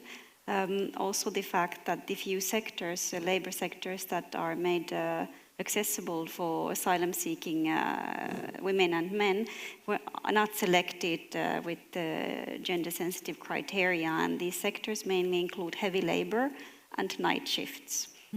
Which very often women just simply cannot do. As a positive example, maybe I would frame it within this UNHCR's age, gender and diversity policy that dates from 2018, and it focuses on the 5 core aspects, which are the prevention and response to sexual and gender-based violence, the equal access to food and welfare services, individual registration and documentation, and economic empowerment and meaningful participation. So these are really the aspects that should be included in any gender-sensitive asylum or migration policy. From my own experience, I worked in Colombia some 15 years ago when the country was faced with significant challenge of internal displacement. But the government decided to work with UNHCR and with the internally displaced women directly in a very structured and organized manner. And it led to the development and adoption of policy that really targeted the challenges that displaced women face, starting from the displacement all the way to the restitution of their rights. So it is possible, even under very, very difficult circumstances, to engage in such an activity that then really provides the framework for other actors to come in and provide services and projects that address the issues that have been identified.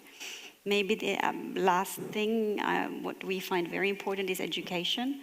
And this is something that we really focus on within our own gender policy, to find ways to involve governments and private and public universities in offering scholarships and educational opportunities for asylum-seeking and refugee women. And there's been a very positive development in Cyprus as well. Several Cypriot universities pledged also to give scholarship for refugees. There is not yet the gender aspect clearly spelled out, but there is an engagement and understanding, and there is a commitment to further work on this. And it's often these very practical measures that make the most impact on the lives of displaced and refugee women. Wonderful, thank you. Thank you very much for those examples, and also for that note of hope that it is possible, because there are examples, and it's a good thing for us to be able to follow those that have succeeded in the past. Salome. Yeah, thank you. I think even at the very outset of what is happening today and within Council of Europe, because actually we have participated, when I say we, it's the European Network of Migrant Women, women. We have participated in many meetings in informing policies and all that. I think it is a very good practice of engaging with the migrant women themselves to be able to know exactly what is happening on the ground, because quite often we've had civil society and other groups representing their voices, but having those women speaking for themselves and actually presenting the issues that are happening and shaping the policy, at the European level or any level, it's actually very, very important. So I would really like to acknowledge what is happening now, because the shift is changing, and it's important that an organization like ours is involved. However, we need to have clear gender-specific guidelines, mainly for the protections of refugee, asylum seekers, and migrant women. Up to now, we don't have those clear gender-specific guidelines. I would say even the UNHCR one, for example, on protection of women seeking international protection or people seeking international protection, and that those can be trickled down to the domestic level. What guidelines do we have at our national levels in our own countries? I know for sure many countries lack to have these guidelines known even to these people who are seeking support or help. In terms of giving a good example, I want actually to acknowledge, especially my own country in Ireland, just a few weeks ago, they made access to contraceptive free from 17 years old to 25 years old. So that's, I think, a good positive thing. And it's not only for migrants, it's for everybody in the country.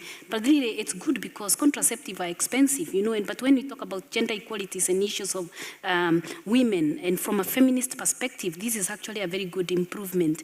We've also seen different departments and NGOs engaging with migrants as well, which is also very good. And we have people supporting like sanitary towels and supporting, refugees and women seeking international protection, giving them support to access labor market, although it's very, very difficult and it's still a challenge. We have women being put into work placement and also getting into levels of decision making. We have some of the local authorities encouraging women to engage in different levels of decision making, because migrant women need to be on the table. They don't need always to be discussed. They need to be the one actually setting the agenda and discussing these issues. And so having them in different levels of decision making is quite important. And we have seen this in some countries, happening and engaging these women. And also targeted employment projects. Some countries are using some affirmative actions, to be able to support women, whether it's actually having specific program on supporting migrants to access the labor market, which include migrant women. We had one in my country called .work, which we looked into cooperates, industries to help us with this, and it was very good. And we have also seen public bodies such as public service authorities developing equality, diversity, and inclusion boards to be able to strategize on how do they actually ensure this diversity and equality for different women, whether it's women with disability. We also have traveling and Roma women. How do we actually bring this diversity into our midst and even to places of work and all that? And also to support more girls, in particular unaccompanied minors, and helping them to become whatever they want to become. And also in our own organization, European Network of Migrant Women, we have a section of young girls called the Radical Girls. They are very radical, I tell you. And they've come up with their own toolkit on how they want to be involved in politics and in different situations. So please keep a watch on our Radical Girls, because you can also all borrow on what is happening within the European migrant women when we mean of engaging young people and shaping the future. Thank you very much, and thank you for bringing this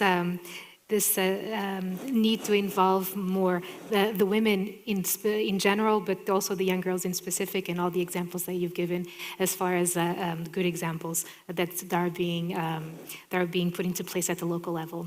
Thank you. And our comments from Filipa? Yes, I'll try to be brief. I think, as I said before, of course there are gaps, and of course there is much room of improvement. We are aligned with the EU policy on the EU acquis on this area, of course. An example of good practices in Cyprus is the sensitivity shown during the examination procedure, and During the interview, which is perhaps the most important part of the examination procedure, elements such as the culture, religion in the country of origin, as well as personal circumstances of the applicant are taken into serious account, and I consider that this is very important. On the gaps, I will just mention that we are working closely with the European Commission. Actually, there was an action plan agreed a few years ago that is going to be updated, and the Ministry of Interior has put a good team together with the help of the General Secretariat for EU Affairs in the Ministry of Foreign Affairs, and the help, of course, of UNHCR and other organizations. So we receive a lot of technical assistance in order to be able, and expertise from people like the UNHCR, which can show us the way and on specific aspects that we might not have the expertise or the capacity already. So we're working hard on all the gaps, and hoping that now with this updated action plan and the coming year, we will be able to advance even further. I want to tell you that as a mother of 4 girls, and also knowing from my experience, my family experience, because we here in Cyprus, we experience, as Katia said before, internal displacement, and after the invasion of 1974, so more or less all of us, either we are refugees or we are children of a refugee family, we experience this dramatic situation in life of somebody. So it's extremely important for us to make good progress and being able in our country to address migration policy internally with respect in human rights and, of course, women's rights. Thank you. Thank you very much for sharing this with us, and your plans for the next steps that you are working on, which is always important to go and improve and go back to those that have not been yet updated, and look within the reality of what's happening right now, including this process of migration that could possibly also be included. And so this takes us to our final question that I would sort of wraps up in going back to our topic of conversation of the conference, which is how can gender-sensitive foreign policies better protect and promote the rights of women, of migrant, refugee, and asylum-seeking women and girls. So, Katia.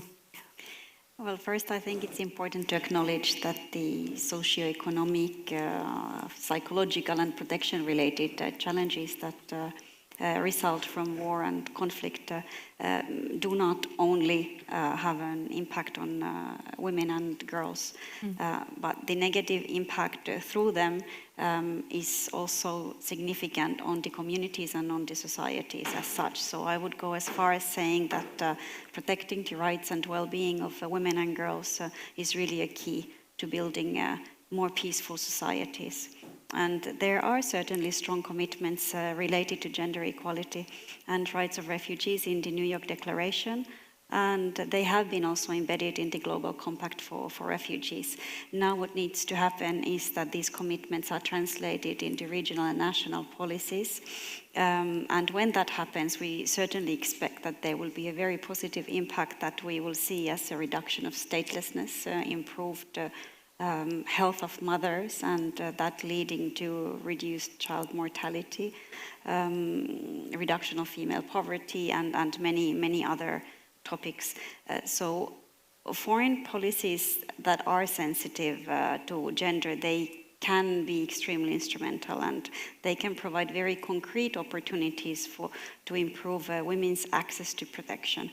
For example, through complementary pathways, where countries offer visas that women and girls can access to be protected in another country, and thus avoiding these kind of very difficult and potentially dangerous cross-border journeys that many girls and women are forced to do at the moment, putting them at much more risk than boys and men.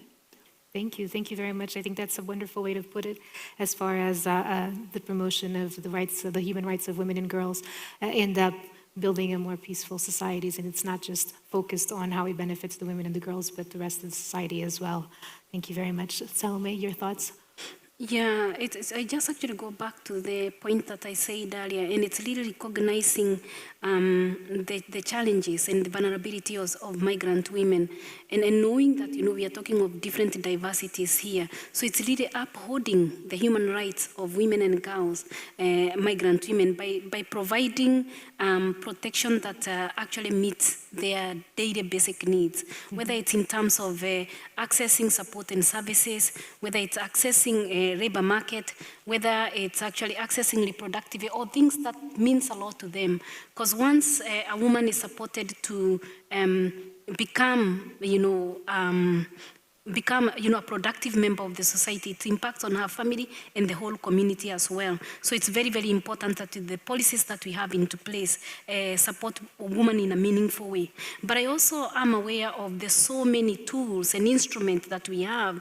We talk of CEDAW, we talk of Sustainable Development Goals, we talk of women, peace and security, but we talk of them as they are things which are very far away from us, like they are for foreign countries, like where I come from Kenya, they are for far there. But those policies are for within our own European countries.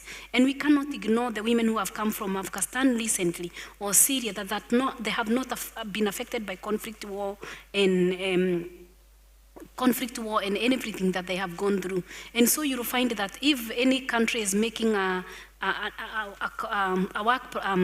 national action plan on women, peace and security, quite often they don't include the domestic angle. And that's very, very problematic, including how you've said that, you have suffered as, the conflict of before, or whatever happened before, because they need actually to acknowledge that. They need to acknowledge that, people need relief and recovery to be able to function as full members of the society. So it's very important to recognize that. And going back to the clear gender guidelines that I mentioned at the beginning, they are very, very important, so that women and girls, including unaccompanied minors girls, are protected fully. And also the rights of undocumented and trafficked women are also a category of this. So that's all that I can say in this one.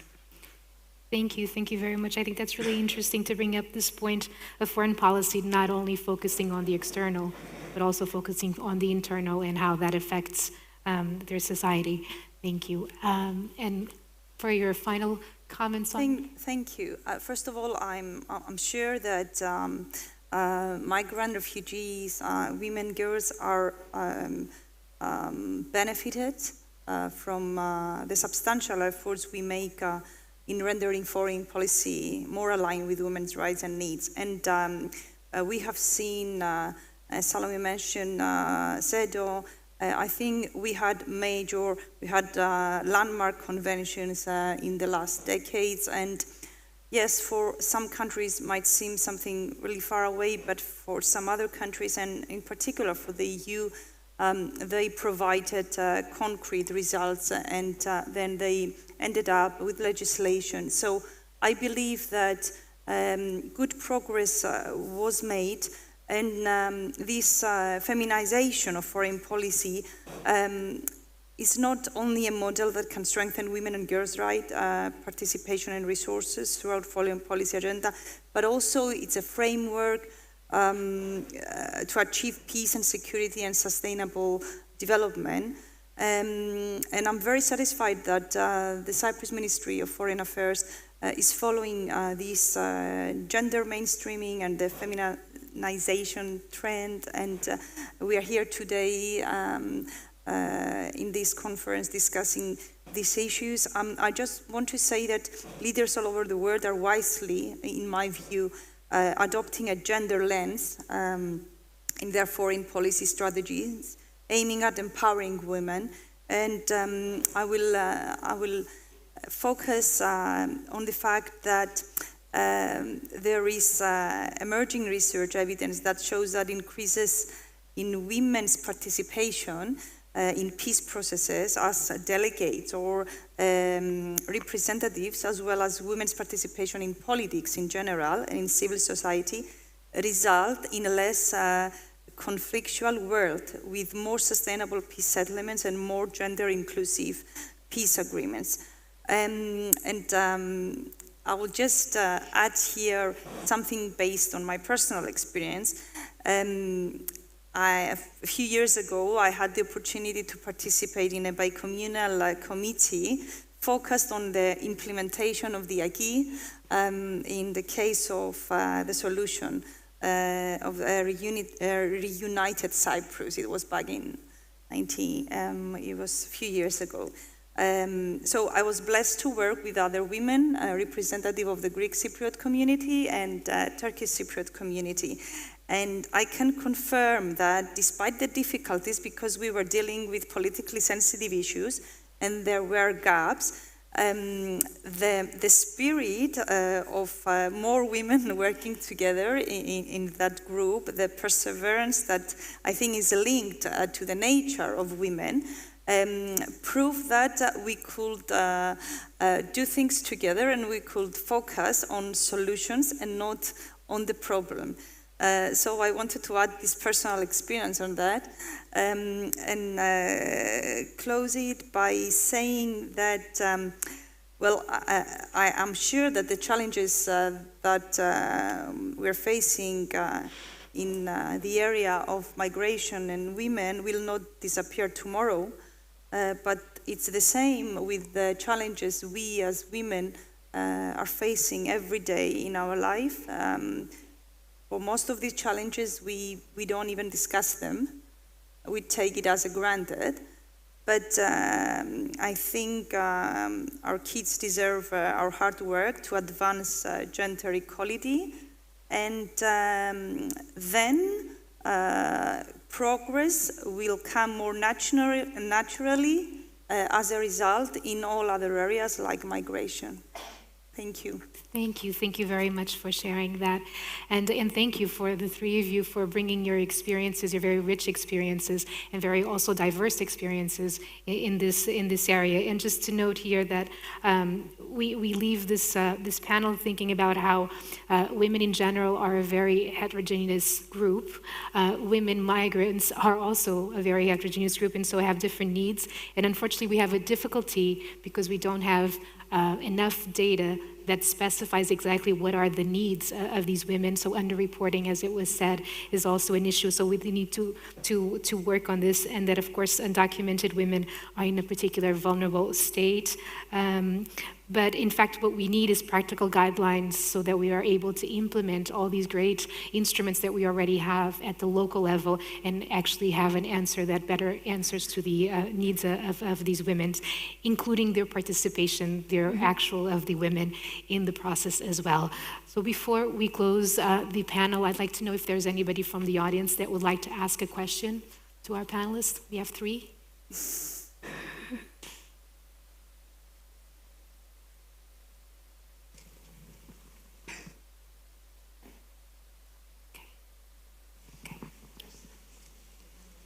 Hi, thank you very much. I'd like to address a very problematic challenge that I think hasn't really been stressed enough, and that is the weaponization, the unfortunate weaponization of migration, which actually leaves women and children as well as perhaps the more vulnerable category of victims within as a process of this weaponization. And the problem is the issue of visibility. When we look at what's happening, for example, in Eastern Europe at this point, when migration is used as a political tool as part of a wider political agenda, the victims again are women and children. This is not visible enough. What happens at a local level, the rise of populism, extremism, again, generating the same discourse against migrants. It leaves, again, more women and children exposed. These issues are not addressed enough, and I consider these issues as well as hybrid security concerns because they generate anxiety, they generate political instability within the state and society. So how can we utilize, knowing this, I think we more or less are aware of this. Knowing this, how can we start systemically from a foreign policy perspective to address these issues and raise visibility locally as well in our communities? Thank you. Thank you very much. We'll take a next question.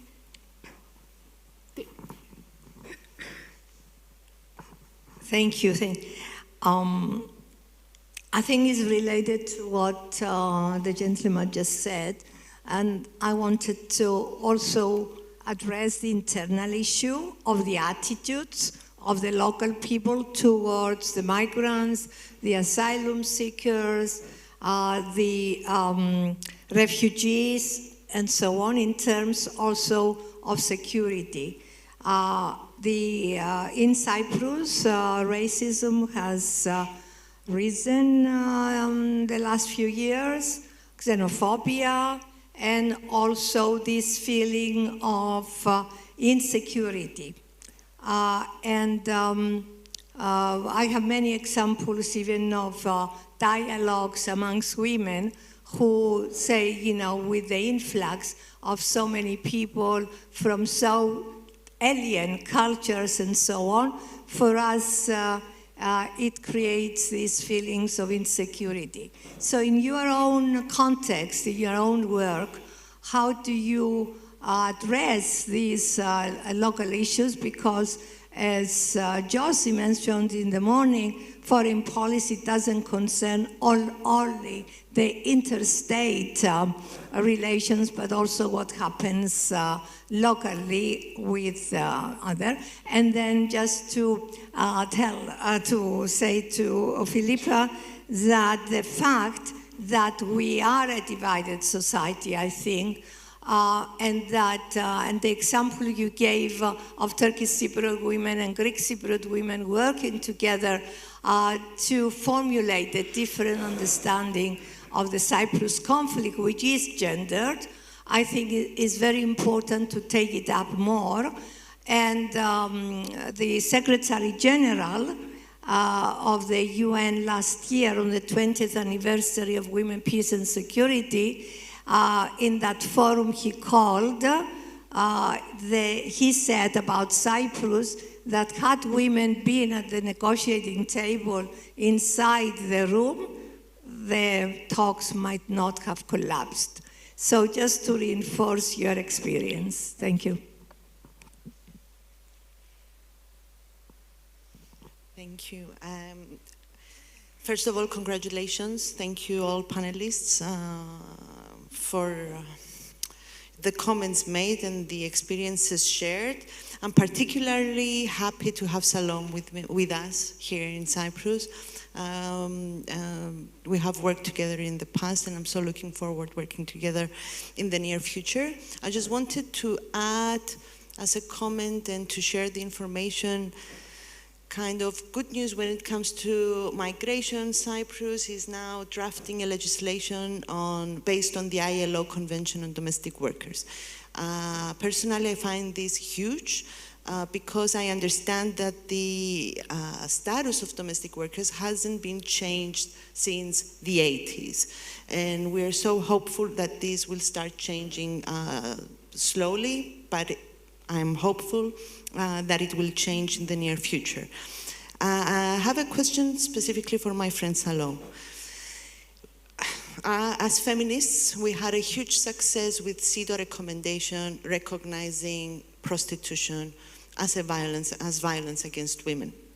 I know that the network lobbied a lot, but I also understand that I would call it a win for foreign policy working on gender equality, because I know how states pushed as well for that recommendation.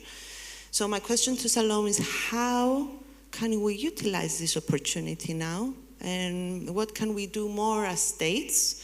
And how can the states and civil society, I'm returning the question you asked me basically, how can we work together in order to see this in practice? Thank you. Thank you. Thank you very much. I'm not sure if who wants to begin. We have these three questions on the feminization of migration and visibility, and then the attitudes of local people, and the questions of integration, basic integration of migrants, especially in the days that we are living today. And then a specific question for Salome. I don't know, do you want to begin? Yeah, I just think my answer will actually handle all of them. But in terms of, the extremist and rise up of extremists, we also find that, there's lack of political will and commitment for most governments to do anything. And apart from that, we have politicians and policymakers who are supposed to be actually championing exactly on why are people migrating and why people are moving. I also want to highlight that when we bring the whole issue of security into migration, we actually dilute the challenges and the situations of women who are being trafficked. We actually miss the real life experiences of the Afghanistan women who have actually been forced to leave their country because of violence and war. And it's not women who started those conflicts, I tell you the truth. So we miss all this because security is one thing, but also what exactly is happening. I think sometimes issues are exaggerated, but you'll find that, for example, where I come from, Ireland, most politicians don't want to talk about migration because they are unpopular. They don't want people not to vote for them when it comes to the election here. So it becomes very, very problematic when you politicize issues instead of actually working on those issues in a meaningful way, which means we will never achieve equality, or we will never actually be able to support people in a meaningful way, yet actually they're in our shows, we can't do anything. And also when we restrict our borders and block them, then we will have a lot of people dying in the sea. Still, even during COVID-19, you have a lot of people dying in the sea. And so there are a lot of challenges that the European countries need actually to look into them in a very, very critical way, but also linking up with the countries of origin of where these people are coming from, but also having that political will and commitment, rather than ignoring the issues, actually to discuss those issues and to bring them into the service as well. Also, we need to challenge the myth and misinformation about migration and about insecurity and security issues. I think going back to your question, the final question there, the opportunity of the state and the civil society working together, I think if the states continue working on themselves, developing policy the way they want them to be, without engaging the people with the experience, it's not going to work. We'll still be talking about these issues many years to come. And the most important thing is to actually engage the people on the ground, but also be able to work with them.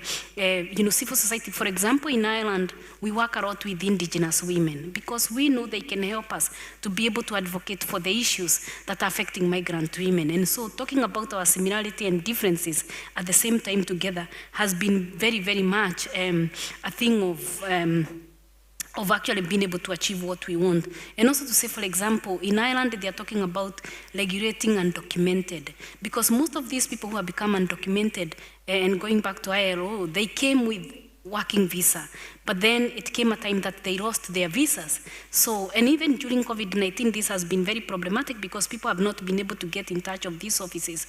So we have to be able to look into measures and situations of how we can help people move on in a meaningful way. But we also have to look for people who can also work with us to be able to achieve some of these policies that we are developing, we are putting together, both as state and civil society, but also other influential people that we can get to help us work on this issue. But I believe that including people who experience the problem or the issues to be able at the table and at the heart of designing any policy is very, very important, rather than just having us sitting down, as government and as state without the involvement of the civil society. But they also need to be supported in terms of learning their project and what they do, because most of these civil societies are actually working with no resources or with no finances. And I know we have been commissioned, for example, at the European Network of Migrant Women by different organizations and groups to work with us, whether it's developing policies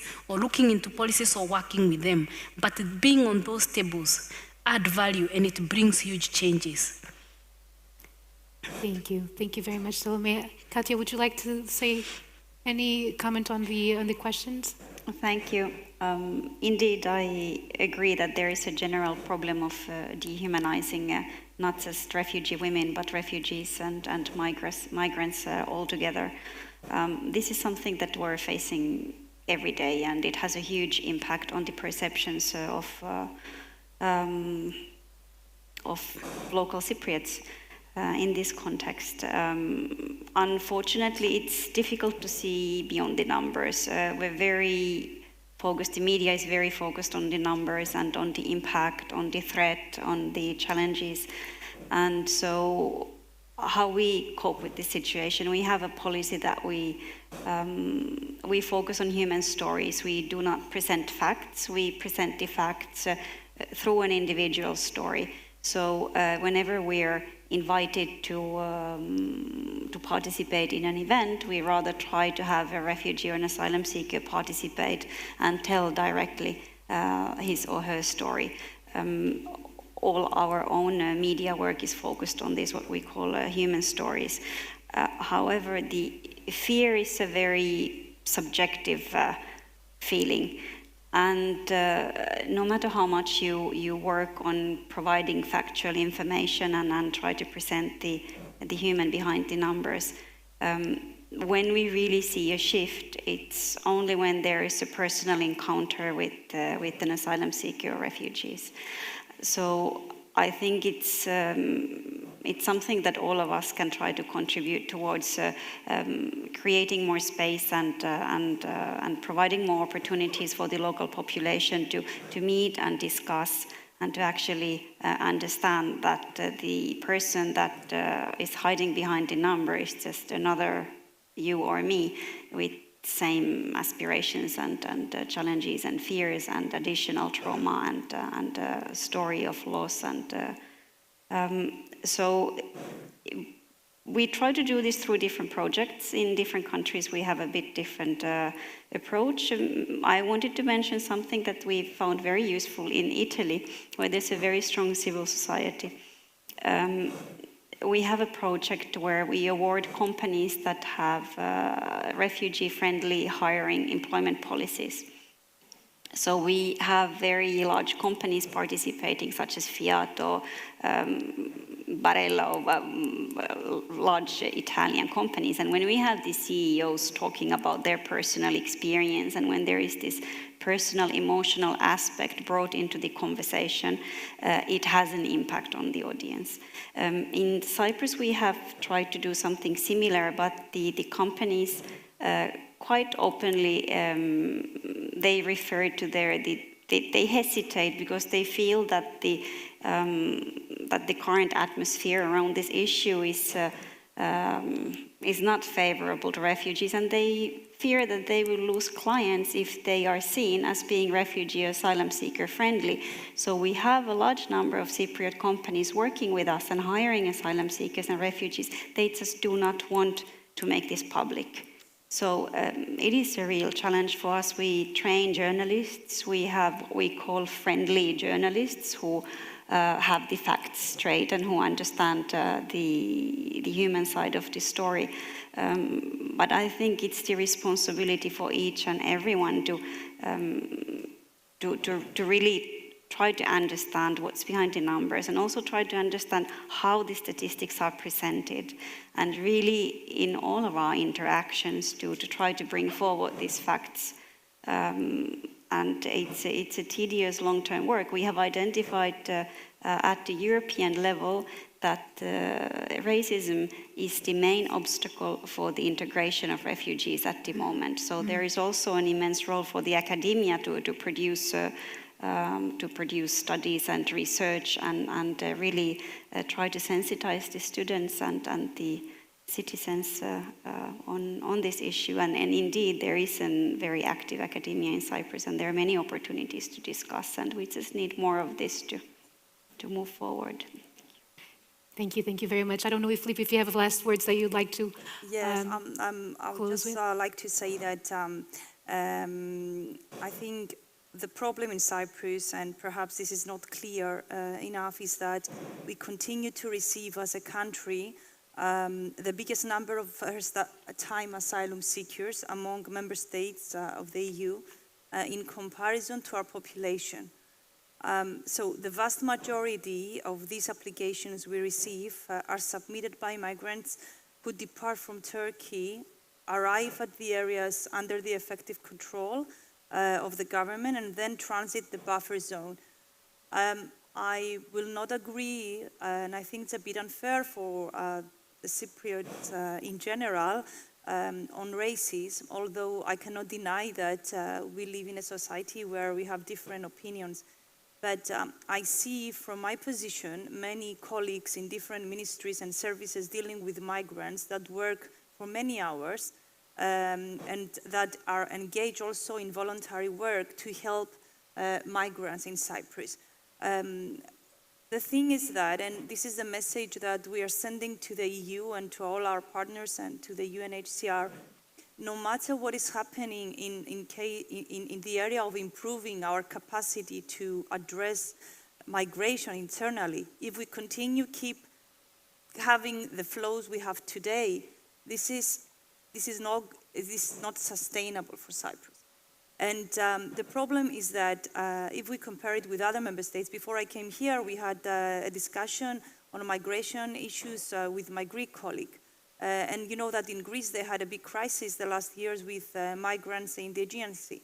And the specialist from Greece said that in 2016 we managed to make progress in Greece on how we handle internally migrants only when the EU realized that they had to help us to limit the flows. Because when you have every day more people coming, then no matter what you do, and especially Cyprus, it's a small country with, you know, our social services, you know our capacity, and you know the limitations we have to integrate people. We have a lot of foreigners working in Cyprus, and there is much of respect.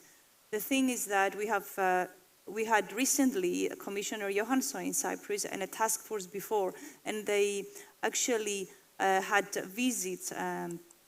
They saw the centers and everything, and they said that their assessment was positive for Cyprus. Of course, there is much room of improvement, and we are working on it, but the assessment, compared with what is happening in other countries, was positive.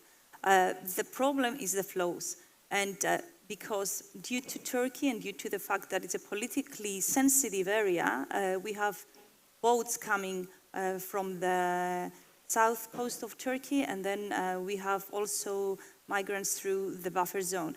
So we need to manage to find a solution, and we need help on that, external help to stop these flows, and so to concentrate on how we actually handle, address with respect to human rights of everybody, not only women and the kids, in order to integrate or give them the right, the life they deserve to have. Thank you very much. No, it's indeed very complex topics, both gender and migration. So we just thank you very much for your participation, for sharing your experience. Thank you very much to the Ministry of Foreign Affairs of the Republic of Cyprus. I feel like it's the music in the Oscars.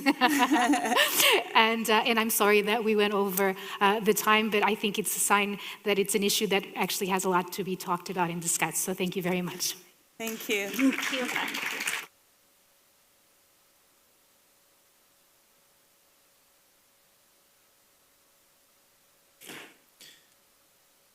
Indeed, it's a session that is not only important, but it arises feelings, emotions, and so we understand why it was difficult to keep the strict timetable. Our experts said that migrants are being twice vulnerable. Absolutely correct. I think it was Salome who said that we have the tools in order to reverse the situation. She mentioned Sustainable Development Goals. She mentioned CEDAW. She mentioned women, peace and security. So indeed important. That's why it's understandable why we're behind schedule. But now it's time to close the conference, to move to our final session, which are maybe the most important as well, conclusions and the way forward. So I call on the stage our three rapporteurs who will be summing up each session For the first session, our colleague Konstantinos Konstantinou, who is, preparing, For the second session is Ioanna Dimosthenou. That is, Ioanna, are you ready? So please do come on the stage. And for the third migration session, it's Miriam Thispathi, another colleague. So please, colleagues, do come on the stage. Take your seats. And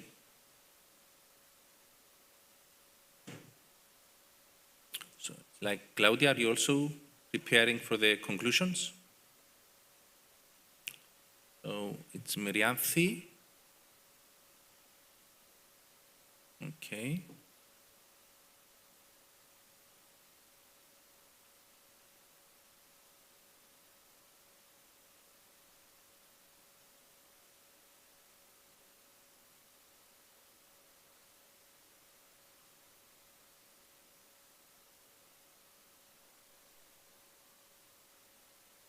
So let us start with the first session, which dealt with the role of multilateralism in the promotion of women's rights.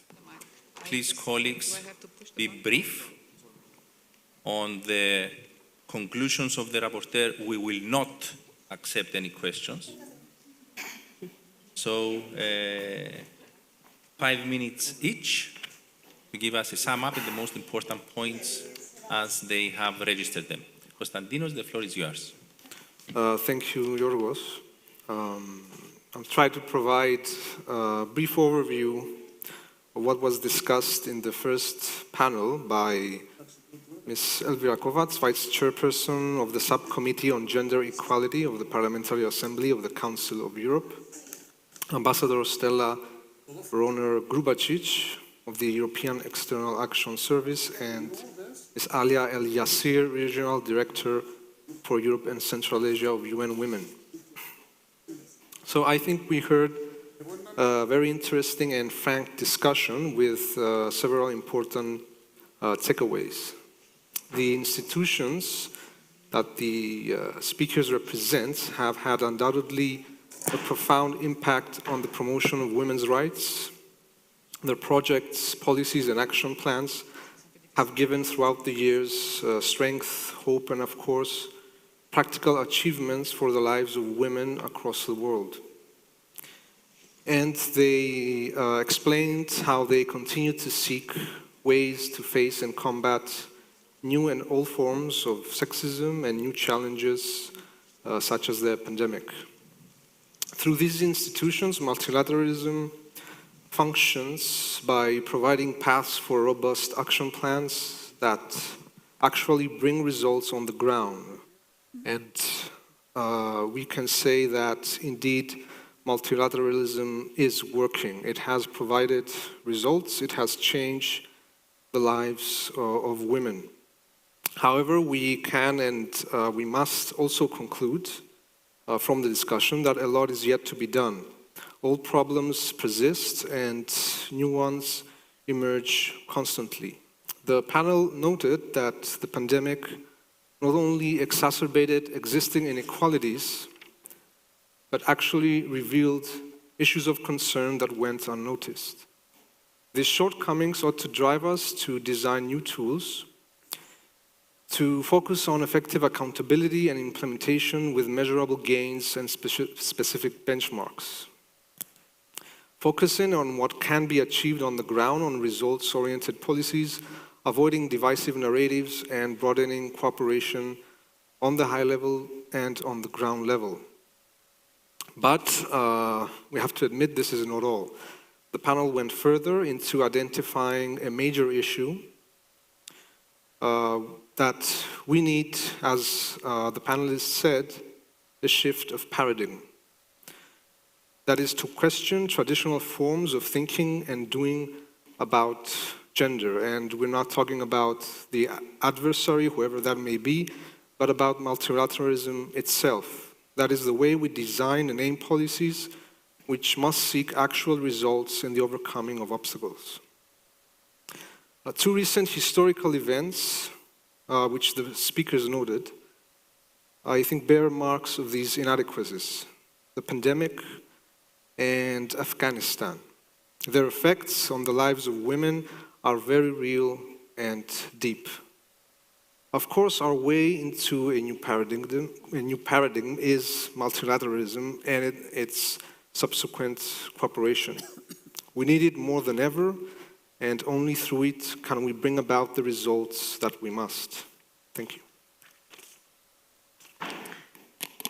So, session number 2 dealt with the issue of promoting women's rights and gender equality through a feminist foreign policy.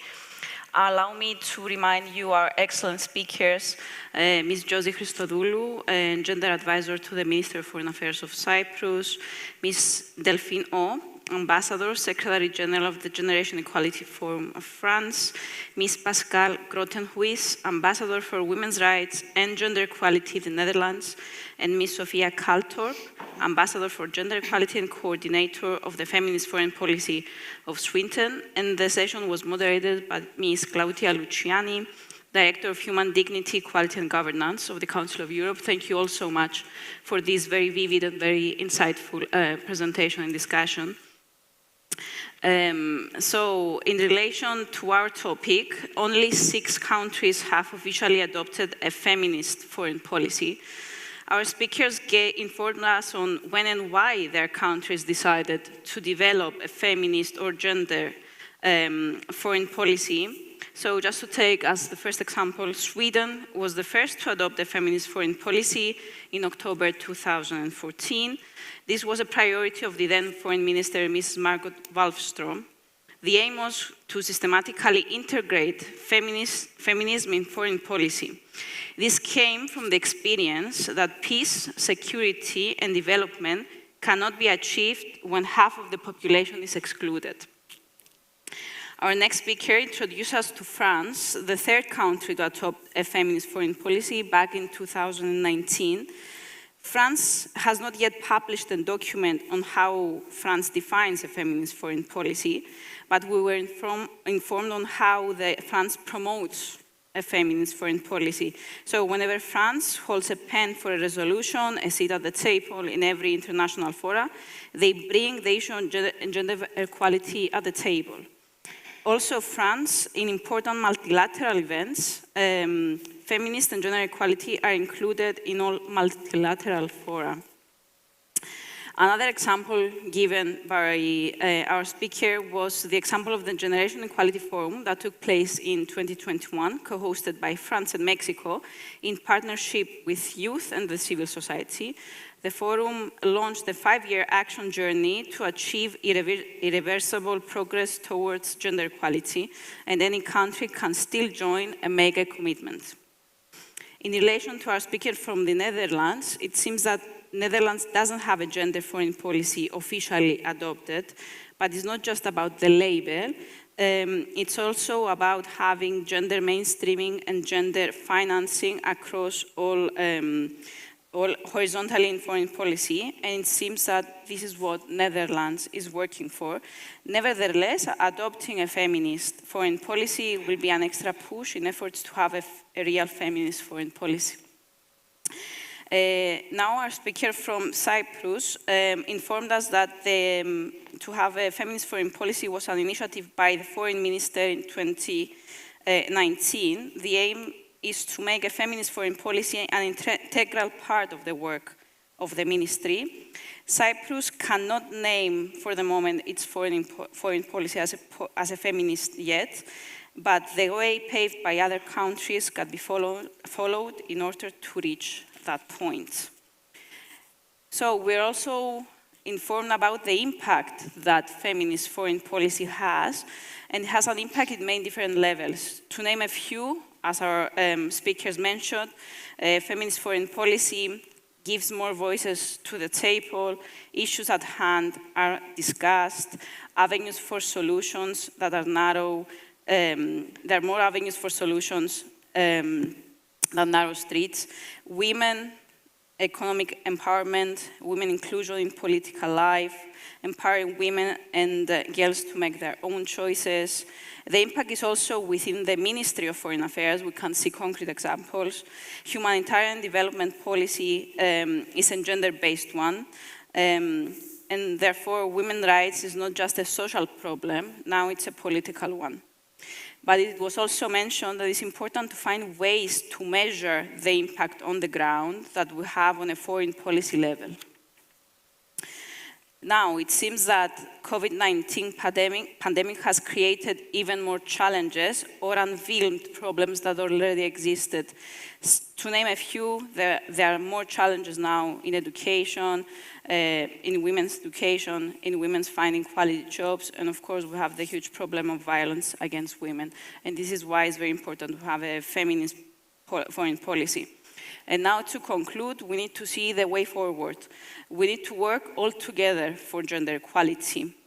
The cooperation with civil society and young people is needed to achieve the aim of having a comprehensive feminist foreign policy. Gender equality is an investment and not an impediment, and we should see as this one. Feminist foreign policy is a political issue that needs to be addressed at the highest level. And to conclude, it seems that when you put on your gender glasses in relation to foreign policy, you never take them off. Thank you.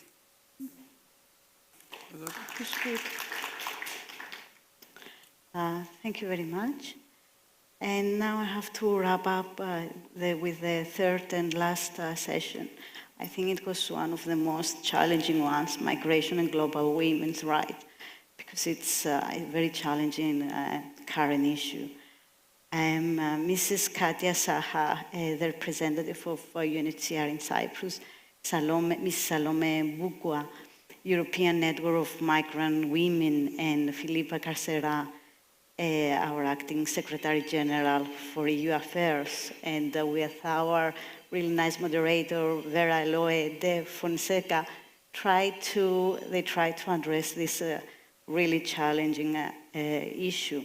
It was generally acknowledged that we are living in an era where migration and the human rights agenda should be at the center of foreign policies. Women and girls fleeing to safety or in the process of migration in search of a better life found themselves facing unprecedented challenges, often confronted with trafficking, forced marriage, gender-based and sexual violence and abuse, and gender-based and dehumanization situations such as racism and discrimination.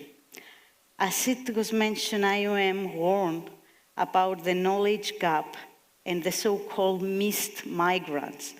This is one of the main challenges, concerns the invisibility of girls in migration, especially when it is related with the lack of sufficient and credible data and relevant statistics, something which undermines the meaningful monitoring of the precarious situations they face, such as sexual exploitation and gender-based violence. Terrifying statistics were presented.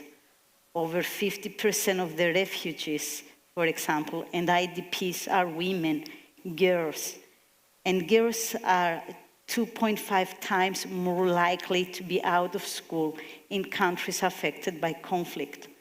Just to enumerate some of the major gaps that they have to face, it was generally recognized that not all national legal systems recognize women as members of a particular social group. Sexual violence, specific forms of harm disproportionately affect women, such as trafficking and female genital mutilation. Another alarming aspect is that the lack of documentation and nationality issues are often overlooked. It was underlined that women and girls are more vulnerable and often face the risk of re-victimization. As it was mentioned, this group is twice vulnerable group within a vulnerable group. Today, it has been recognized that one of the main gaps and challenges is the lack of information regarding social and economic integration, as well as the access to health, housing, education, and language courses. The UNHCR's 2018 Age, Gender, and Diversity Policy sets an important standard as regards the protection of this special vulnerable group. A number of good practices were shared. Not everything is on the dark side.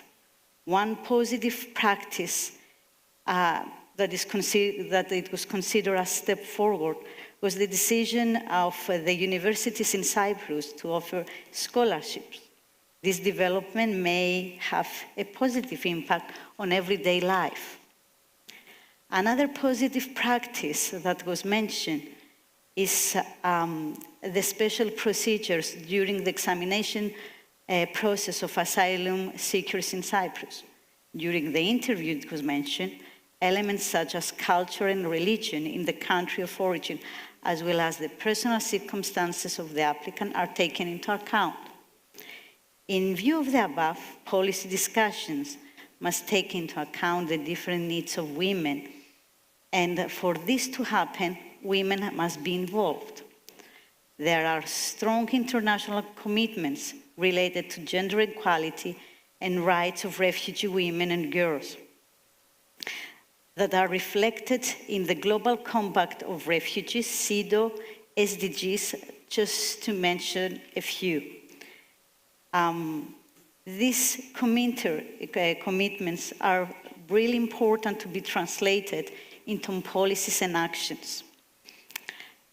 As it has been pointed out, participation of women in peace process as delegates and representatives can lead to a more sustainable peace settlements. The example of Cyprus was mentioned also, like Greek Cypriots and Turkish Cypriot women can work side by side within the marches of bi-communal communities in a positive spirit, manage to focus on practical solutions. As a conclusion, it was underlined that there is always room for improvement. It should be more than just a model, the feminization of foreign policy. Empowerment has to be at the core. Leaders have to be encouraged to adopt foreign policy strategies aiming and empowering this special vulnerable group and adopt their tailor-made policies which holistically address their special needs. Thank you.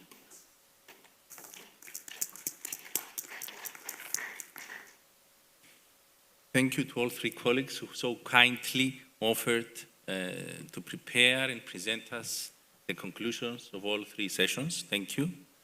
And now we pass to the last session, to the last briefing of today's conference, the takeaways, the conclusions, the follow-up presented by Claudia Luciani of the Council of Europe. Claudia, the floor is yours. Thank you. Thank you very much, Yorgos, and dear participants who have stayed until the end.